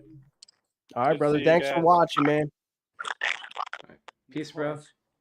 Later. See ya. See ya. All right. Well, that was tonight's episode. Let's get Offender on this bitch. All right. Offender, stand by. You are about to receive a link. Boom. There it is. Come on down. Let's see if he breaks his record. And it's gone. Yeah, pretty much. Oh, still quick. Still quicker than anyone else. Well, you know, you can't help but to be a pre-comer. You know, people can say it's a bad thing, but who's judging? Yeah. Well, no, pre-coming is a natural thing. I think you're thinking of what's the word, Travis? Pre-ejaculation. Premature. No. Premature comer. Premature ejaculator. Yes. Speaking of premature ejaculators, Offender, how are you doing, man? Well, you know, I'm hanging in there. Yeah. A lot like that fucking toe or finger or whatever the fuck it was. Yeah, I'm that not thing was sure. pretty gnarly. Hey, that's how you don't get cock blocked, you know? Your dick vein just goes right around that curve. Oh, yeah, that vein was thick. All right, let's I want to do this. Can we start off at the top? Here. All right. All right. Yep, that was you guys I need to know this for contextual references. That is Gretchen. Right? Gretchen Wilson. No, that's not who that is. That lady shows her titties for country music. Does she show her titties? Yeah. Gretchen Wilson does? Yeah, dude. I can tell you a story way back in the day where I was at a concert and I went up to her and I asked her for her bra for cancer kids. Really? Oh, yeah. That's a good line. I'm gonna start using that. No. Like she used to have that song. I forget the song. Redneck Woman. Yeah, Redneck Woman. Yeah. And my mom worked in radio, Yeah. and we were in Gadsden, Alabama, and they wanted me to approach Gretchen Wilson and ask her if she would donate her bra. Right? Okay. Turns out she was quite offended. She didn't give a fuck whose kid I was. She was pretty upset. No shit. Oh yeah, she was a bitch. Dude, they sent you in there to do their dirty work, bro. How old were you? Old enough? About 13, appropriate age. Jesus Christ, dude. I mean, would you rather me go in there or ask fucking RuPaul for his fucking panties? bra? You know, Yeah. like, Come on, dude. Gretchen Wilson or RuPaul? Who you going with? So explain the whole she showed her titties thing. No, she didn't. She was really offended Oh. when I asked. I was Oh. like, hey, can I get that bra for a donation for St. Jude? Damn. She was pissed. All right, so the first picture was Greta Thunberg. Greta Thunberg. Dude, that's crazy. I can't believe. Oh, she. First off, I want to say, caption this. Did not age well. You know what I mean? Like that is not. That's not Lindsay Lohan. Well, you know, that's well, not you know, Halle Berry. you know that's She not. did not age well. You know that's Travis. You got to throw up that other picture now, dude. Hold on. Hold on. We're still on the first one, right? Yeah. Greta Yeah. Thunberg, and she looked like I said she looks like the person that just Freddy'd finger. Or fingered Freddy. Yeah. I kept Yo, doing he's that been the whole drinking, night. dude. Yeah, I've been drinking, dude. No I shit. know. Officer. Just Freddy Finger. I mean, if Freezy's not gonna get on, Oh my you know, Yeah. we Yeah, gotta have where is one Freezy? alcoholic in the crew. Where We'll say is the Freezy? most craziest shit. Yeah, she looked like Live Long and fucking Scissor. Oh, She I can looked see like, the Spock. yeah, exactly, exactly. She I can looked see. like oh man, I said something so good. What was it, Johnny? Dr. Jimmy Spock. That's Jim Carrey from Dumb and Dumber fucked Spock. For a second there, I didn't know if you knew that half of that was Jim Carrey. I thought you just thought the whole thing was Greta Thunberg. No, I found that out later. Is that That's a mashup of Greta Thunberg? yes. Yes. Okay, so that's not actually what Greta looks like right now? No. Oh, dude, she might be smashable then. I fucking fucked up, Dude, dude. so you did think that. Travis, he thought that that was just Greta Thunberg. Well, I thought it after the fact. I thought You I should mean, see I the was Greta like, Thunberg picture that we almost used. Actually, I'll bring it up right now. I can't see it. Yeah, I I'll mean, show it on the screen. You could still park a truck between her eyes, however. Yeah, but hold on, I got you. Here's the Greta Thunberg that I know and love. Okay, that's not too bad though. Wait, but actually though, before you catch me up in a fucking felony, can I ask, is she of age? Do you think I'd be showing her a picture if she wasn't? Yes. Wow. Yes. Wow. Just to Hey. catch a motherfucker. I think she's like 22 or something like that. I mean, you could be a Israeli fucking Mossad agent for all I know. The first joke that I ever said on stage was I went up there and I said, "Hey, anybody know if Greta Thunberg has an OnlyFans account? Because I don't know if it's she just looked me." like beat me up hottie. Am I right? There you go. Here's Beat a me up good one. hottie. Beam me up, hottie. Yeah. All right. What's the next picture? But Travis, this one has to be photoshopped, right? I don't know. I really don't. Yeah. All right. I already know the next picture because it's stuck in my mind. It's Tolu dressed as an emo kid. Mm-hmm. Yep. It looks like he boofs SSRIs. Oh yeah, that was a good one. Oh Okay. no. You said that for Tolu? Yeah. We thought you were saying that for Brian. No. I was saying that for Tolu in the picture. That guy looks like he boofs SSRIs. I also said it looks like if he was to commit suicide, I can guarantee you this, it wasn't by hanging.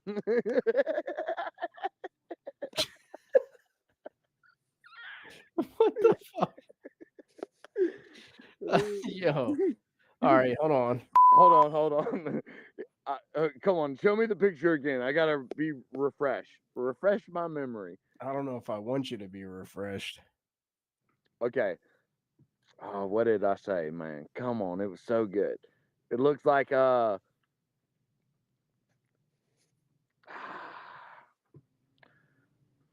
I said it's so fucked up, you guys. Take a picture of a person transitioning from black to white.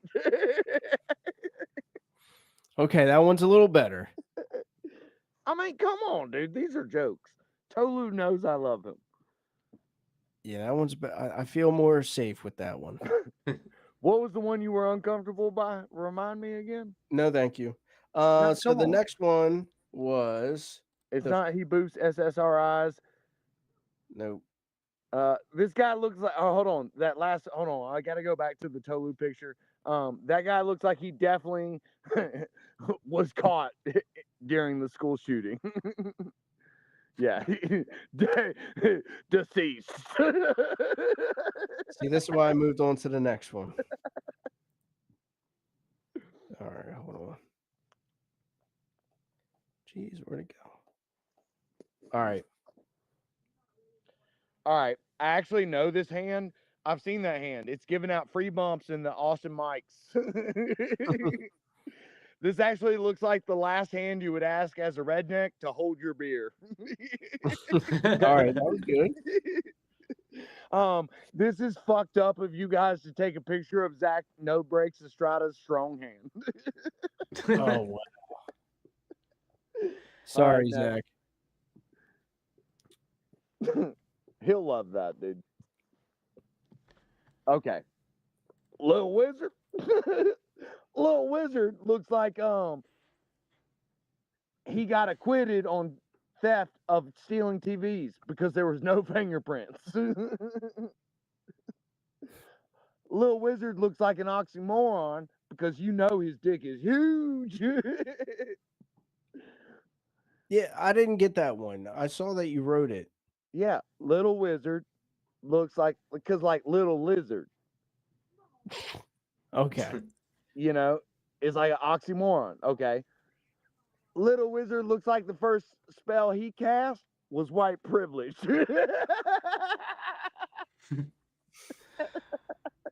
All right, Little so Wizard.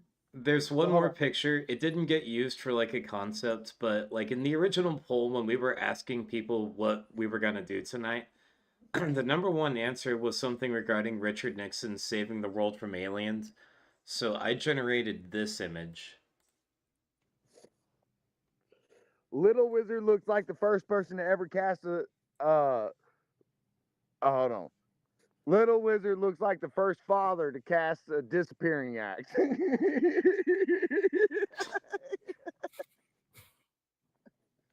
Sorry. You got anything Okay. for Richard Nixon there? Hold on. That's Richard Nixon? Yeah. Little That Richard. looks like Samurai Dixon. You know what I mean? Like that looks like hold on. Let me look at this. That does not like look who did you say that was? Richard Nixon. Richard Nixon. Oh, okay. With the big nose and the whole what was that called? Watergate? Mm-hmm. There we go. I could use that. Cannot tell Well, a heresy. He's got all that armor, but he still couldn't defeat fucking getting booted. What's that called when you boot the president? Impeachment. Impeached. Yeah, that's not impeachment armor. I can tell you that much. This guy looks like he smelled Marilyn Monroe's panties. I think that's JFK, but we'll take it. You know, I know it's JFK, but the panties were still there fucking 2 terms over. LBJ then Nixon. Probably. Wait, was Nixon after LBJ? Yeah. Okay. All right, well, those were everything. That was all of them? And one. Hold on. Go back to the last one. Harry Potter. Go back to Harry Potter. Oh God, I don't know if I want to. Okay. I already said the white privilege one. That one was pretty good. First first spell he cast was white privilege. Oh, I had the one about the OJ. This guy looks like the spell that Freddy fingered. He cast a spell that Freddy fingered. I kept that one, like all the way through, right? And then he also looks like the guy that cast the spell that made the glove not fit. Hashtag OJ's innocent. Dude, Travis, this just proves like he knows nothing about Harry Potter. All his things are he casts a spell. Yeah. That's fine. I kind of like it. I love it when No, people I like don't. that he's running with the bit. You know what I mean? Wait, time out. I'm confused. Have you ever read the books or seen the movies about Harry Potter? Yeah, I've seen the movies. They cast spells in the book. I You know know. I what? thought it was It checks out. They no. cast I thought it spells. was. I thought it was funny that everything that you said was he cast a spell to do this. It's like people were leaning into. I don't know. I don't know Harry Potter, but they were leaning into like Harry Potter related shit, and you see a wizard and you're like, he casts a spell. He casts a spell. That But time out though, dude. They go to Hogwarts, okay, to learn how to cast spells. I mean, that's the school of. They're in the school of spell selling. It's not a spelling bee. It's a. yeah. No, it is a spelling bee. That's exactly what it is. No, I get that. It's funny that it seems like the thing that I think is funny is that it seems like you don't know anything about Harry Potter, right? Even if you do or not. Why are you like getting offended by that? It's Dude, fucking he looks Harry like Potter. the first father that disappeared. Yeah. Okay. Yeah, you said that one. Yeah. Okay. But all the other ones were he cast a spell to do this. Like you don't see the hilarity in that? That's funny. Well, I should have said he stole the spell that said. There we go. Jesus Christ. I should have just shut the fuck up. Yeah, sorry, Tolu. You know I love you, Tolu. I mean, there's no doubt about it. That wasn't Tolu, dude. That was fucking Lil Wayne. No way. That's fucked up. How can you guys do that, dude? How many times was Tolu in the comments? None. No, I'm saying as a black guy, as the picture. How many times was he the picture? Once. Oh, that's fucked up. I totally thought that was Tolu. That was Lil Wayne, dude. Dude, that's why it's I thought Lil it was Wizard. Tolu as Little Wizard. It's Lil Wizard because it's Lil Wayne, dude. No, I thought it was Tolu as Little Wizard. Oh my god, dude. Jesus Christ. No, you know, dude. Tell me you don't have any black friends without telling me. I have tons of black friends, dude. I got gangster ass black friends. You don't even know, dude. I used to be a hype man for an underground black group. Crazy shit. My brother, who is white, okay, I had to specify that because we're talking about it, but he could rap you a song that is like no other, dude. Yeah. Right now, That's so funny. You thought that Lil Wayne was Tolu this whole I thought it was Tolu in a wig and a green screen. Oh my, That's why I was making all those jokes. oh my god. Dude, you thought that was Tolu? Yeah, it still looks like Tolu to me, dude. Every time you put it up, I'm like, yes, sir. That man. Jesus Christ. Offender's like, who's that? Tolu? Yeah, it's his Hey. white face picture. No. That's Nixon. Yeah. All right. Well, that was fun. Those were actually pretty good. You guys did pretty good with the caption this. I always get like a little stumped out on the caption this. I can't believe. So that was a AI generated photo of Greta Thunberg meets Jim Carrey, right? Yes. Damn, looked like Spock fucked fucking Jim Carrey. Dude, I can't believe that you thought that was just Greta Thunberg, but I Yeah. really can't believe that you thought that was Tolu. I'm more convinced that it was Tolu's that was not Jim Carrey fuck Spock. Damn. All right, so I've got a show coming up soon. Yeah. Yeah. End of this month. Supposed to be a 420 friendly event. I'm hoping my boss and my brother get to come. You know, no kids. I'm gonna make some jokes about a bunch of wooks. If you guys don't know what a wook is, Oh, I know. it's basically a hippie that does a lot of ketamine. So I'm pretty sure some of our audience could relate with that. I thought it was a derogatory term for an Asian person. No, that's a walk. Oh, I thought that was a 'Cause they should take a derogatory term walk. for an Italian person. no, that's a wop. That's for North Koreans though. I'm just saying that. Shout out. Hey baby. My South Korean princess. She doesn't watch us, No. but if she ever did, I would be in good grace. I was just about to ask that. Yeah. I wish that she did. I wish that she would watch it. Maybe she does. Maybe she watches it while she walks. I mean, Brian Lewis's son watches this. Brian. That's the guy that throws. That's the guy in the graveyard. Yeah. Mhm. Didn't we have another Brian Lewis? Didn't you ask that last time?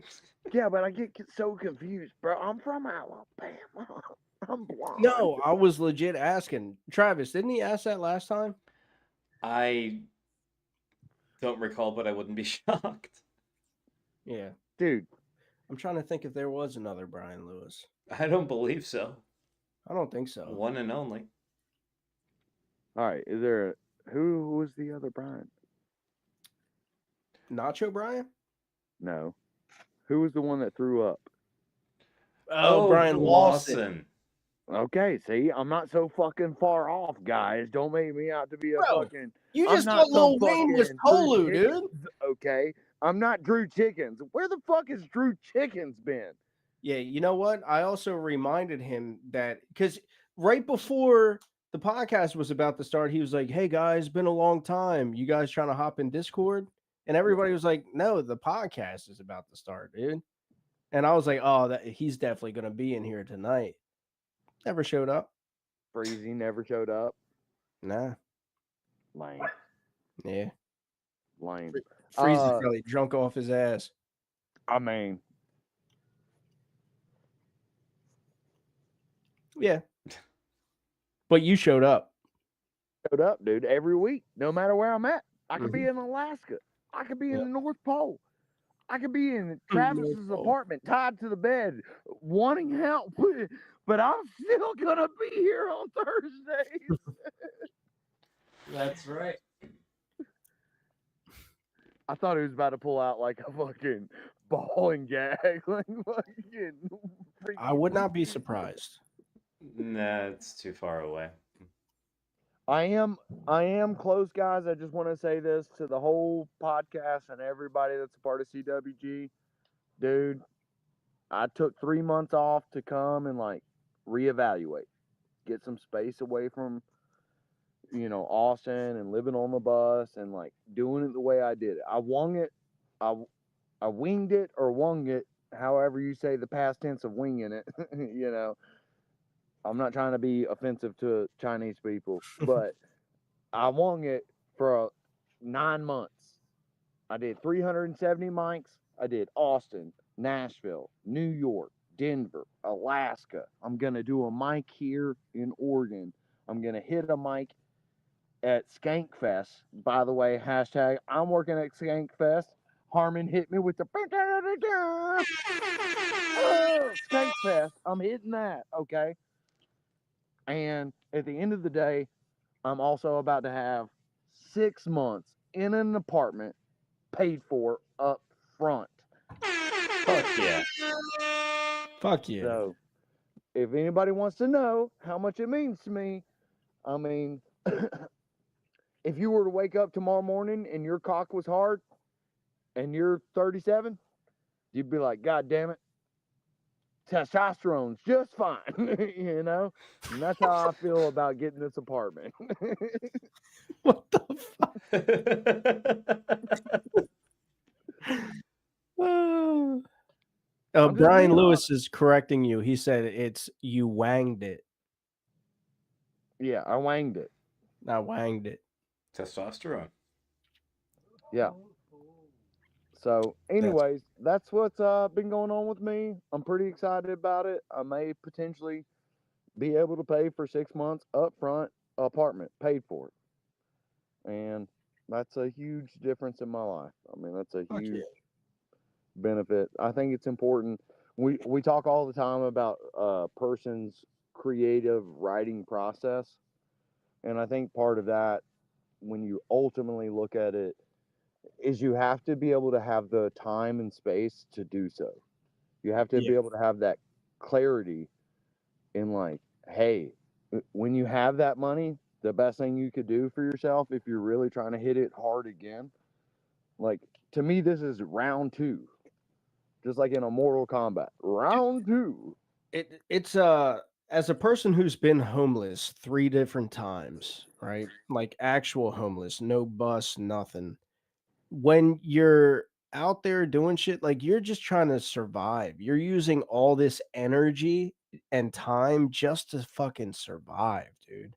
So you actually having a place to rest your head is And it's paid for 6 months. Yeah.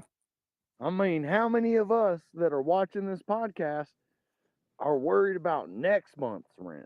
You know? I am And, very worried about it, actually. Yeah, I'm Yeah, worried and about mortgage.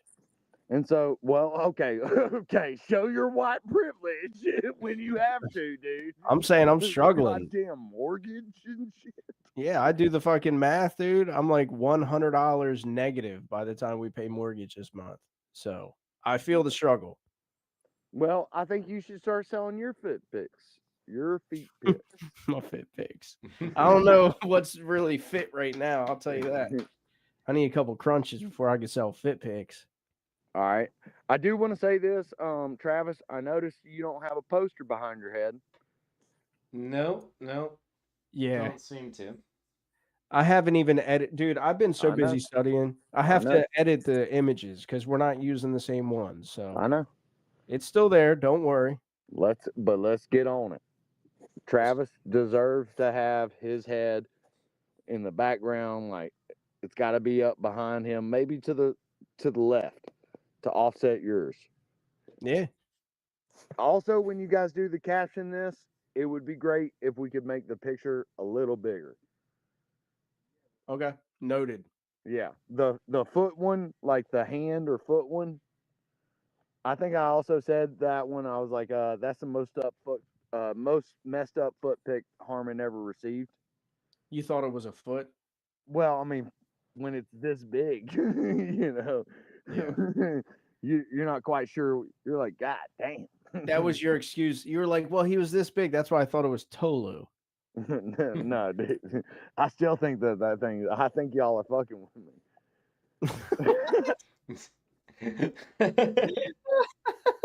I mean, dude, how many times has Tolu's pictures gotten used? Okay, Yeah, twice. You're right. Okay, so then don't make me the racist here. Okay. Well, dude, totally if the not. shoe fits. Nope, it does not fit. Just like it didn't fit on that fucking hand or foot you showed me. Yeah, it was a hand. Also, I said about that picture, I was like, the fentanyl dealer's that away. Okay. What the fuck? Oh, what was the one? Oh, I really did like, speaking of Little Wizard, looks like his favorite magic trick was turning Coke into crack and turning an eighth into a quarter. Oh it's yeah, pretty good. yeah. Do that one. That was pretty good. So, all right, well, gentlemen, I hate that I've been a blabber and Nah, I did it's it all all good. wang or wrong. You wanged it. I wanged it, but I might have done it wrong. You did it all white. I will say this: last week, not this week's episode of KT, the week before. Did you guys watch the episode? I have not. No. Oh, bro. There was a point where I was cussing the TV. What happened? Ah, dude, there was this piece of shit that got on. Oh, you know him? Oh, I know him from like sideways conversations of like he was insulting someone that I don't necessarily agree with or get along with, but I know the guy, and the guy is actually like a hard-working comedian, you know. And this guy was brand new into the scene of Austin and said something like, "Oh, I'm gonna teach you how to do comedy." And he's saying this in front of the circle of where like this guy's like a leading person in the community and is a barker and all these things. And like eventually, even though I don't like that guy, I was like, yo, dude, who the fuck are you to tell this dude how to do comedy? Yeah, right. And then he's like, oh, I'm Tony Hinchcliffe's nephew. He's like saying a bunch of sideways shit out of the side of his mouth. Like, Was he? Was he Tony Hinchcliffe's nephew? fuck no. Oh. Fuck no. And if he was, Tony acted like he didn't even know him. Tony was like, what the fuck?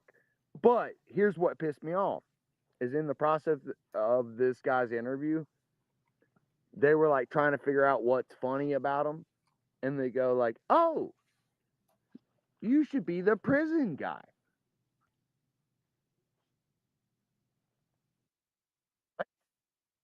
To the guy. You have a prison guy. His name's fucking Offender. Get What it do you fucking mean- right, dude. What do you mean you should be the prison guy? What made them say They started trying to tell him that his bits and what he's doing should be about prison, which is every bit of what I did. I didn't get none of the questions this guy got. It was like so so this guy sucks and you offer him like avenue after avenue after avenue where he could win, where he could fucking zing it. And he sucked it up, and you're still telling him he should be the prison guy. Meanwhile, you have had a prison guy on your show. Yeah. And you didn't ask me not one of them questions. And like my second time on, I literally said was like, ask me anything else. Like, ask me a real question, bro. Like, give me something. Like, you want me to give you something so you can work with it. Like, come on, bro. Use your brain. I've been on. Don't act like you don't see me on the streets. Don't act. I mean, that's the whole thing. Tony does do that. I get it. It's part of a show, but like, also you got to capitalize on what's given to you. Well, and there's no way. I don't know if you've noticed lately, right? And it kind of ties into like what I'm drawing a blank right now. He said it's a big club and you're not in it. George Who was Carlin. that? Yeah, George Carlin. Thank you. I draw blanks all the time. You know that. George Carlin. That's what I've been seeing in comedy lately. It's like it's a big club and you're not in it. It's like Tony or Kill Tony was my favorite podcast ever. I fucking love it. I still think that what he's doing is great for some people, but it's changed. It's not what it used to be. Yeah, well, 5 years from now, look at where you're at now, right? Could change for us too. Oh yeah. You know, standards and the way we run things and the way it grows and learns and stuff. I think it's going to change in the way that it grows naturally, right? But I don't think I'm going to change with shit, dude. Like, I don't know. Tony's changed. The whole dynamic has changed. And it's kind of shitty. Well, I don't know, man. There's still comics that really inspire me when I see them. I mean, Timmy No Breaks did something that no one else has done in a really long time. Oh yeah. He's a genius, dude. And he pulled it back on Tony and like he gave comedians that are even me as a low level fucking comic to get to watch that. Danny Martinello, another comic that I like. I'm a real big fan of.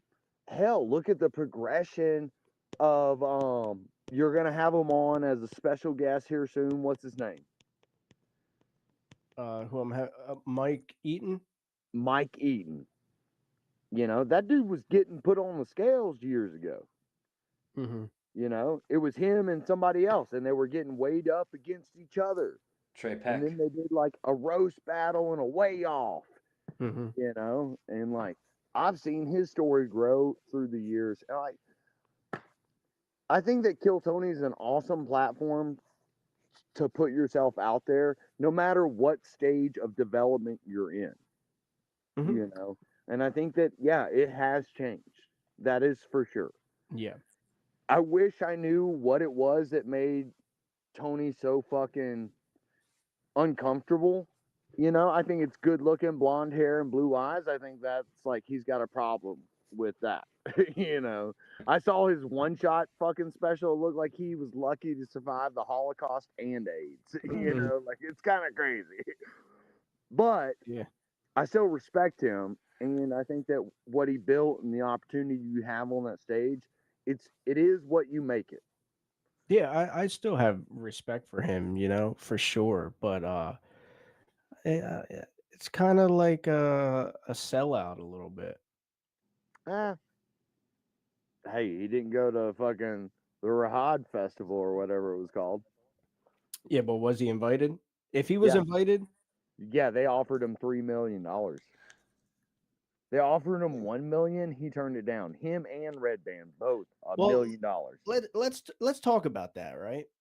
Let's talk about that. The Rasad thing.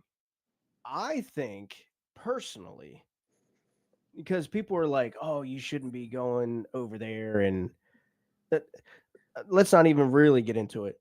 I don't think you should be performing for politicians or people high up like that ever, anywhere. No, dude. Like, no, dude.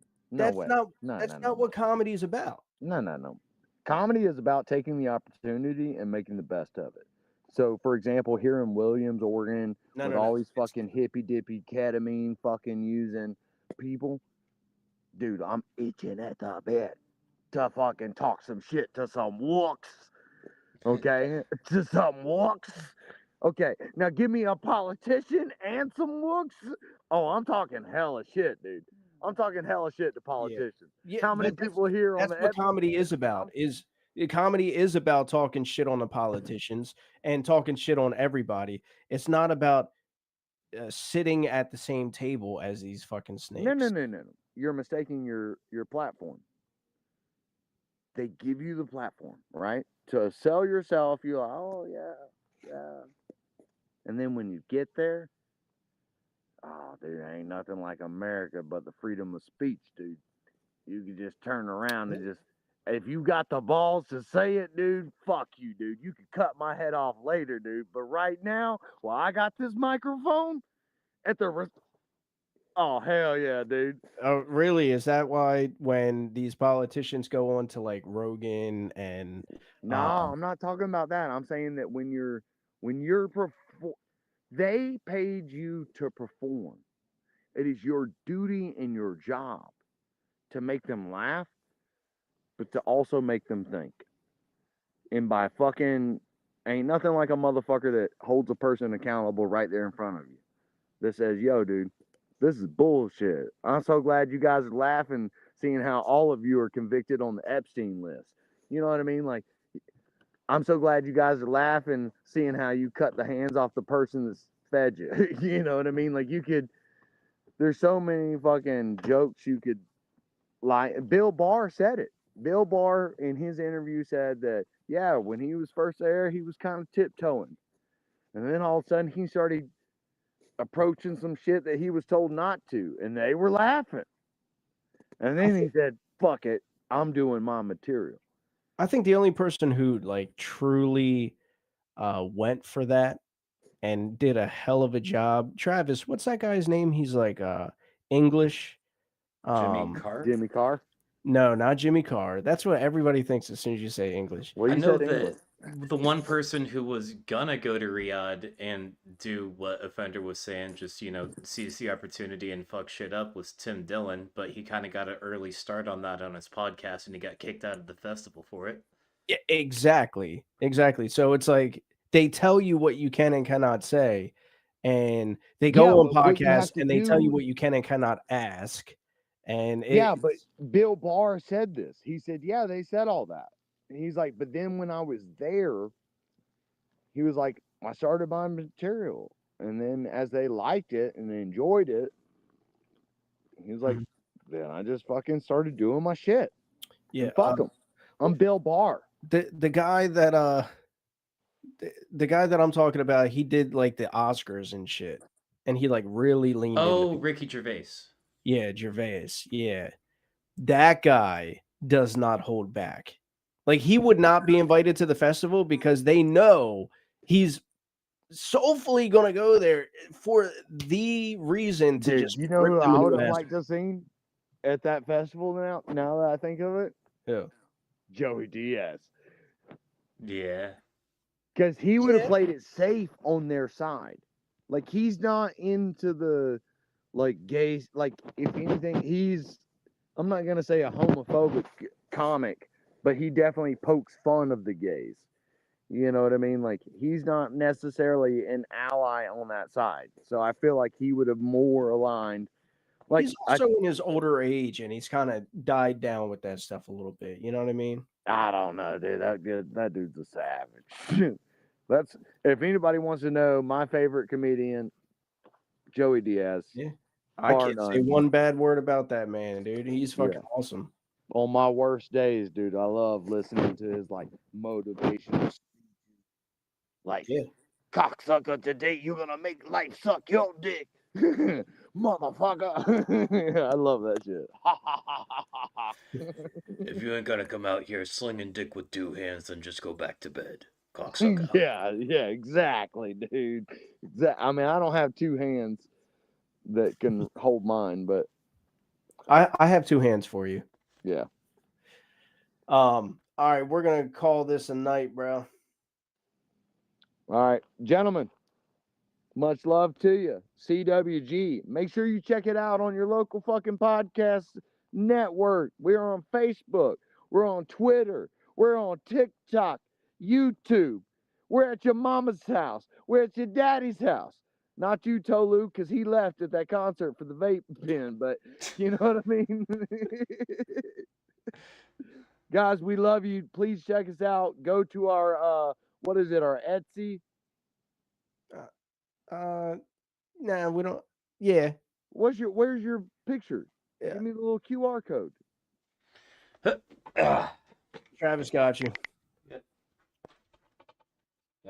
Maybe. To the right. Take it back now, y'all. Little down. This time. Little to the left. This is a crazy position that I'm gonna fall on my ass and break my computer. Yeah, it's really awkward mounting the dildo he has at the back end of that chair from that angle, guys. Yeah. Bear with him. We love you. Thank you for joining us for CWG. Adios, motherfuckers. Later, bro. Peace. All right, that was a Fender. Jacob Delagal. What a great night tonight, guys. Sorry, my energy was a little down. I have been studying for this test next week. I am really looking forward to it. My brain's going to be back active and in gear. And Travis, you got anything you want to say? Yeah, my brain is also shut down until the beginning of December when I finally even get to take the test. But yeah, so no Vibecasts until then. There will be a Christmas special later in December. But until then, if you need something to do with your Tuesday nights, go check out Higher Consciousness, Lower Standards. That is Kyle Yamkowski and Jordan Lee Richards' podcast. It's very chill, very informative, and it's a great time. You're gonna love it. Yeah, absolutely. And thank you guys for coming and watching, all 10 of you. We love you, and see you next week. Peace. Oh, and thank you, April Burke, for coming on and being a special guest. Thank you, April. We love you. Could you call them a bunch of cocksuckers for me? They're all a bunch of cocksuckers, but they did a great job tonight. That's right. I love you. You brother. did a great job. Love you, Joey.